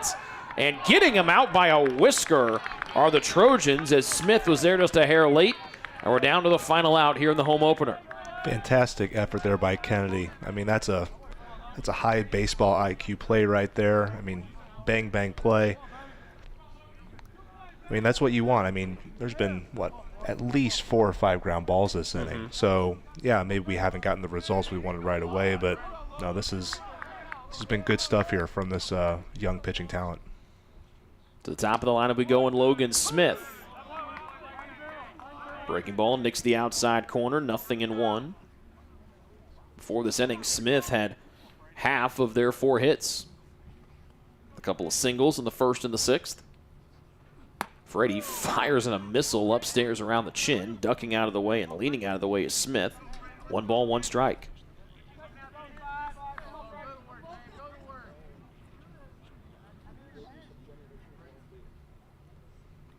Third one, bouncer right towards Kennedy. He underhands the second, and that brings this one to the finish line. Taylor wins in convincing fashion, 15-3, to pick up their first home victory of the season. So they defeat IU South Bend here tonight at home. Yeah, Rick, I mean, home opener, there's nothing you love better than a resounding win. And I think going into the season, starting off 3-7, no one likes a losing record to start off. But as we've talked, there's been a lot of really talented Taylor teams and successful Taylor teams that had a slower start. And so in many ways, even if you start slow, it's about improving every series, getting better. And as we saw today, any concerns about offensive output, but I don't know. I think this team, once they hit their stride, it's going to be hard to stop them. If you wonder about the Taylor Trojan offense, we ask you just to rewind it and go back to the 6th inning. We'll take a break. We'll come back and we'll try to track down head coach Kyle Gould. Trojans win today by a final of 15-3 against IU South Bend to win the home opener and move to 4-7. We'll take a break and come back with the Ivanhoe post-game show. That's next here on the Trojan Sports Network.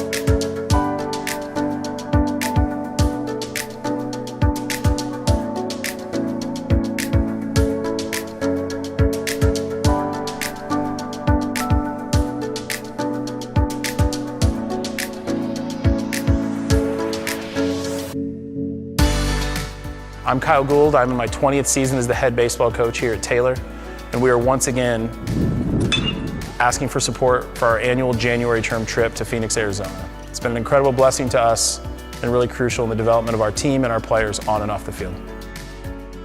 Well, in Arizona, we spend a lot of time in discipleship with each other, fellowship with each other. We practice outside, which is a huge blessing. We get to see the sun, which not many teams up in the Midwest get to do.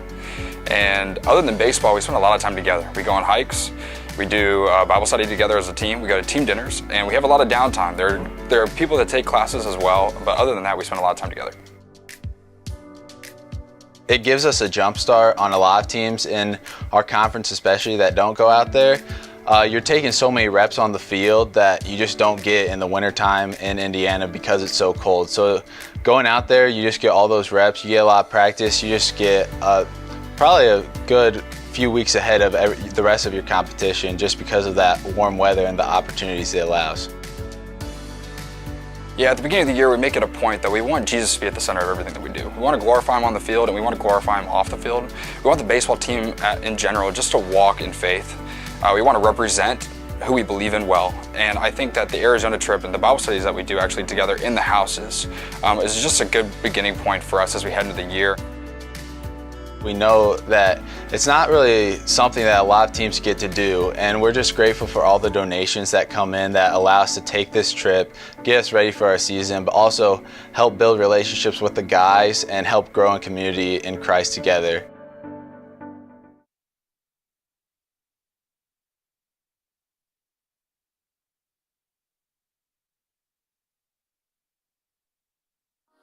What limits you? Too small, too old, insecure, broken. You have no limits.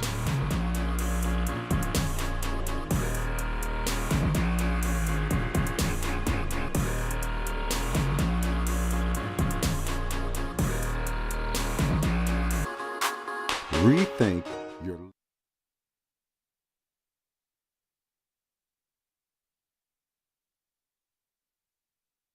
If you get sick, you can trust that we will take care of you.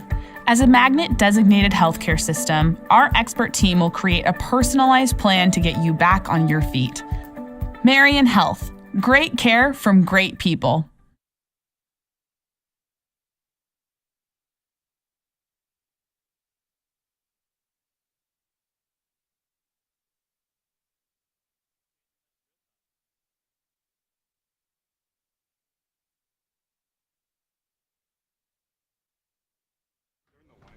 All right, welcome back to beautiful Winterholder Field. This is the Ivanhoe's postgame show. We are now joined by Taylor baseball head coach Kyle Gould. Your team wins 15-3 here this afternoon. You and I talked before the game. You mentioned how there's been a slow start for the offense here, and you guys got a little pressure there in the top of the sixth. You explode for 8 in the bottom half of that inning. What were most impressed you today about your team's performance? Well, I think, pretty much every game. We got one game where we got beat up a little bit. Everything's been really stressful. Every game's been close and tight, and I think really Mason hit that home run, I think it just kind of relaxed everyone. You could see it. But I was really happy with the number of extra base hits we had. We've struggled a little bit just driving the ball for extra bases, and I thought Game 3 at Southeastern we came alive, hit some big doubles. We got a couple home runs tonight, and then I'm guessing 5 doubles would be, off the top of my head, would be my guess. But it was good to see, Mason really got going. He's been struggling a little early, and Cam Nepp had another good day. It's 2 big ones in a row for him, 2 3-hit games in a row. And those guys have really good track records. They've been really good players, and so it's a matter of time with those guys. So, and then obviously Caleb had another 4-hit game, which is, I'm sure he's had double digits of those in his career. So, yeah. It's kind of another day at the office for Caleb getting 4 hits, right? I don't think his swing could get any smoother, and it has in his junior year. He's just automatic. Yeah, he had a big day, and we needed it. And, the other thing is, we were able to get all 19 position guys in there today. I think 18 of them got in a bat. Matthew got in a catch last inning. It's good. Baseball's a long games, long days, and those guys put in a ton of work. And when every game's super, super tight, you end up kind of playing the same guys. So it was good. Luke Sutter came in there off the bench and got a couple hits and or got a big hit, almost had 2. And just up and down, Joe Locos hits the home run. And so, we've got a lot of guys who can play. Fletcher had a big day. I walked a couple times, had that big double to start the inning. And so it's good to see contribution from so many guys. And, yeah, everybody seemed to get to play the outside of the normal guys that normally start your games earlier than obviously Wes Hunt because he's doing the basketball thing for hopefully a couple more weeks. But you mentioned Fletcher gets to start at shortstop today. He obviously had some medical things that prevented him from playing pretty much at all outside of a couple spot places a year ago. But he's seen a plenty of time here as a sophomore. What do you think about his start to 2024? No, he's done a good job. He's he dealt with a lot last year, and he went home and worked really hard over the summer. He had a great fall, and has done well as he's gotten chances playing the infield, and had that big double to start the inning, and has made some good plays for us defensively. He's done a good job. Your pitchers were really good today. Alec Hirschberger, we know how talented he was in high school through 4 no-hitters today. He had the rough start to the first inning, but then got the couple outs, threw the 0 up on the board, and he had 4 real strong innings today. Yeah, he did, and he made his first start 4 days ago, so we weren't trying to overdo his pitch count. We were thinking 3, maybe 4, but his pitch count was so low. We turned a big double play for him. Then we were able to get 4, and then we wanted to make sure Gage got 2 and Jack got 2, and then wanted to get Nathan Frady in, and obviously Nathan's done a really good job, and he's developed so much in just less than a year, and so that all went according to plan. We were really happy with that. We have plenty of guys left for Friday, but wanted to make sure those guys got on the mound, and 7 hits and 3 runs. It's a pretty good day for the pitchers. They've been throwing great. Got a lot of them. Got a whole lot of them that throw well. Gage was named this week's Crossroads League Pitcher of the Week. We obviously know his brother was fantastic when he was here. Where has Gage made the biggest leap from freshman to sophomore year? Yeah, I think just in his belief in himself. Like his stuff, I mean, it was just kind of uneven last year at times. But, man, he came in over at IWU in a big series and pitched great and closed out a game against them. And he showed some real flashes, had some really good outings late in the year, and came in and got us out of a big jam in Lewiston last year. And so he's really come on. His last, he threw great in Georgia. He threw incredible down there at Southeastern. And it was good to see. Again, it's not short rest. It's 4 days off. But I thought came back, the velocity wasn't quite as high, but it was pretty good. And the breaking ball's good. And as long as he's in the strike zone, he's really, really hard to hit. So we were really happy with him. And, I thought Jack had a good outing. And in spite of the score, just felt like Jack needed to get out there and pitch and throw multiple innings and just work on some stuff and pitch. And he did a nice job as well. Last thing, still some time left for folks to donate for Day of Giving. I know you guys routinely win the most money raised amongst the other teams. I'll let you make your pitch here with the hours winding down for Day of Giving 2024. Well, if you haven't checked your email and you're a baseball alum or a parent of an alum, go ahead and do it. No, I appreciate everything that there isn't. I don't think there's a small college baseball program in the country that gets supported more than we do. When you look at this field and the field house in there and all the great trips and all the great stuff we get to do, and we want to provide, the same things. We care about the same things that our alums did when they were here. It's guys who want to be at a, credible Christian school like Taylor and want to get an education that matters and pursue a degree, and they want to play baseball with like-minded guys, like great group of guys, and want to develop as a person. And we want to play at the highest level we can, and we want to give these guys a world-class experience. And our alums and supporters and parents of alums and friends and all that just come up so big for us, and I looked at the numbers before I came out. They're doing it again, but yeah, if any of you feel so led, we appreciate all you guys do for us, and hope these guys make you proud. And now the baseball season's back, we can now lead to all your baseball alums not getting any work done during the afternoon. So I'm glad that we can contribute to that once again here. Tax season's tough for a lot of accounting and finance companies. We got a lot of those guys. We're a lot of background noise for them. So the noon start on Friday is very welcome for them. I'm guessing the numbers will be high with Excel spreadsheets ready to drag over. So they love it. So, yeah, but thanks, Rick. It's good to be back. It's good to play at home. I mean, we get to play in Arizona and Georgia and Florida, but I know everybody's super excited to just a little 6-game homestand. So everybody's really excited. I don't know how you do it, but your field looks better and better every year. That's on purpose. So. Kyle, thanks. Thanks, Rick. That's the Taylor baseball head coach Kyle Gould joining us here on the Ivanhoe's postgame show. His team wins tonight by a final of 15-3, 14 hits and an error for the Trojans, 3 runs, 7 hits, and 3 errors for IU South Bend. The Trojans move to 4-7 on the year. IUSB falls to 1-4. The Trojans, as Coach mentioned, are back here to continue their 6-game homestand. That will continue on Friday with a noon doubleheader between Madonna. The Crusaders are in town on Friday, and the homestand continues with home games next week on Tuesday and Friday next week. But we'll talk to you on Friday for Taylor versus Madonna. Doubleheader starts at noon.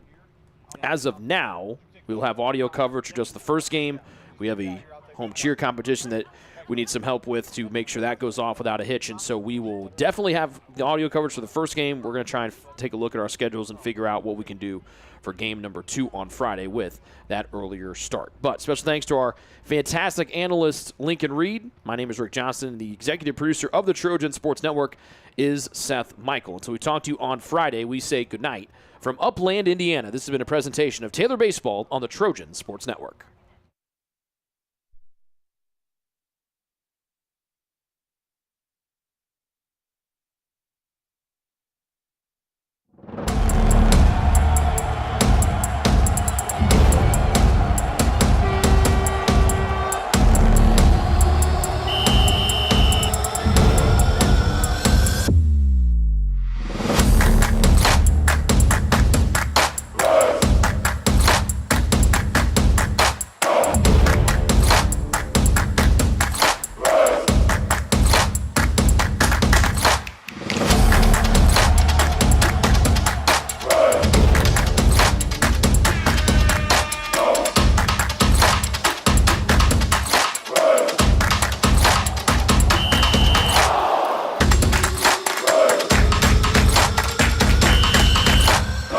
Proceeding has been a presentation of the Trojan Sports Network.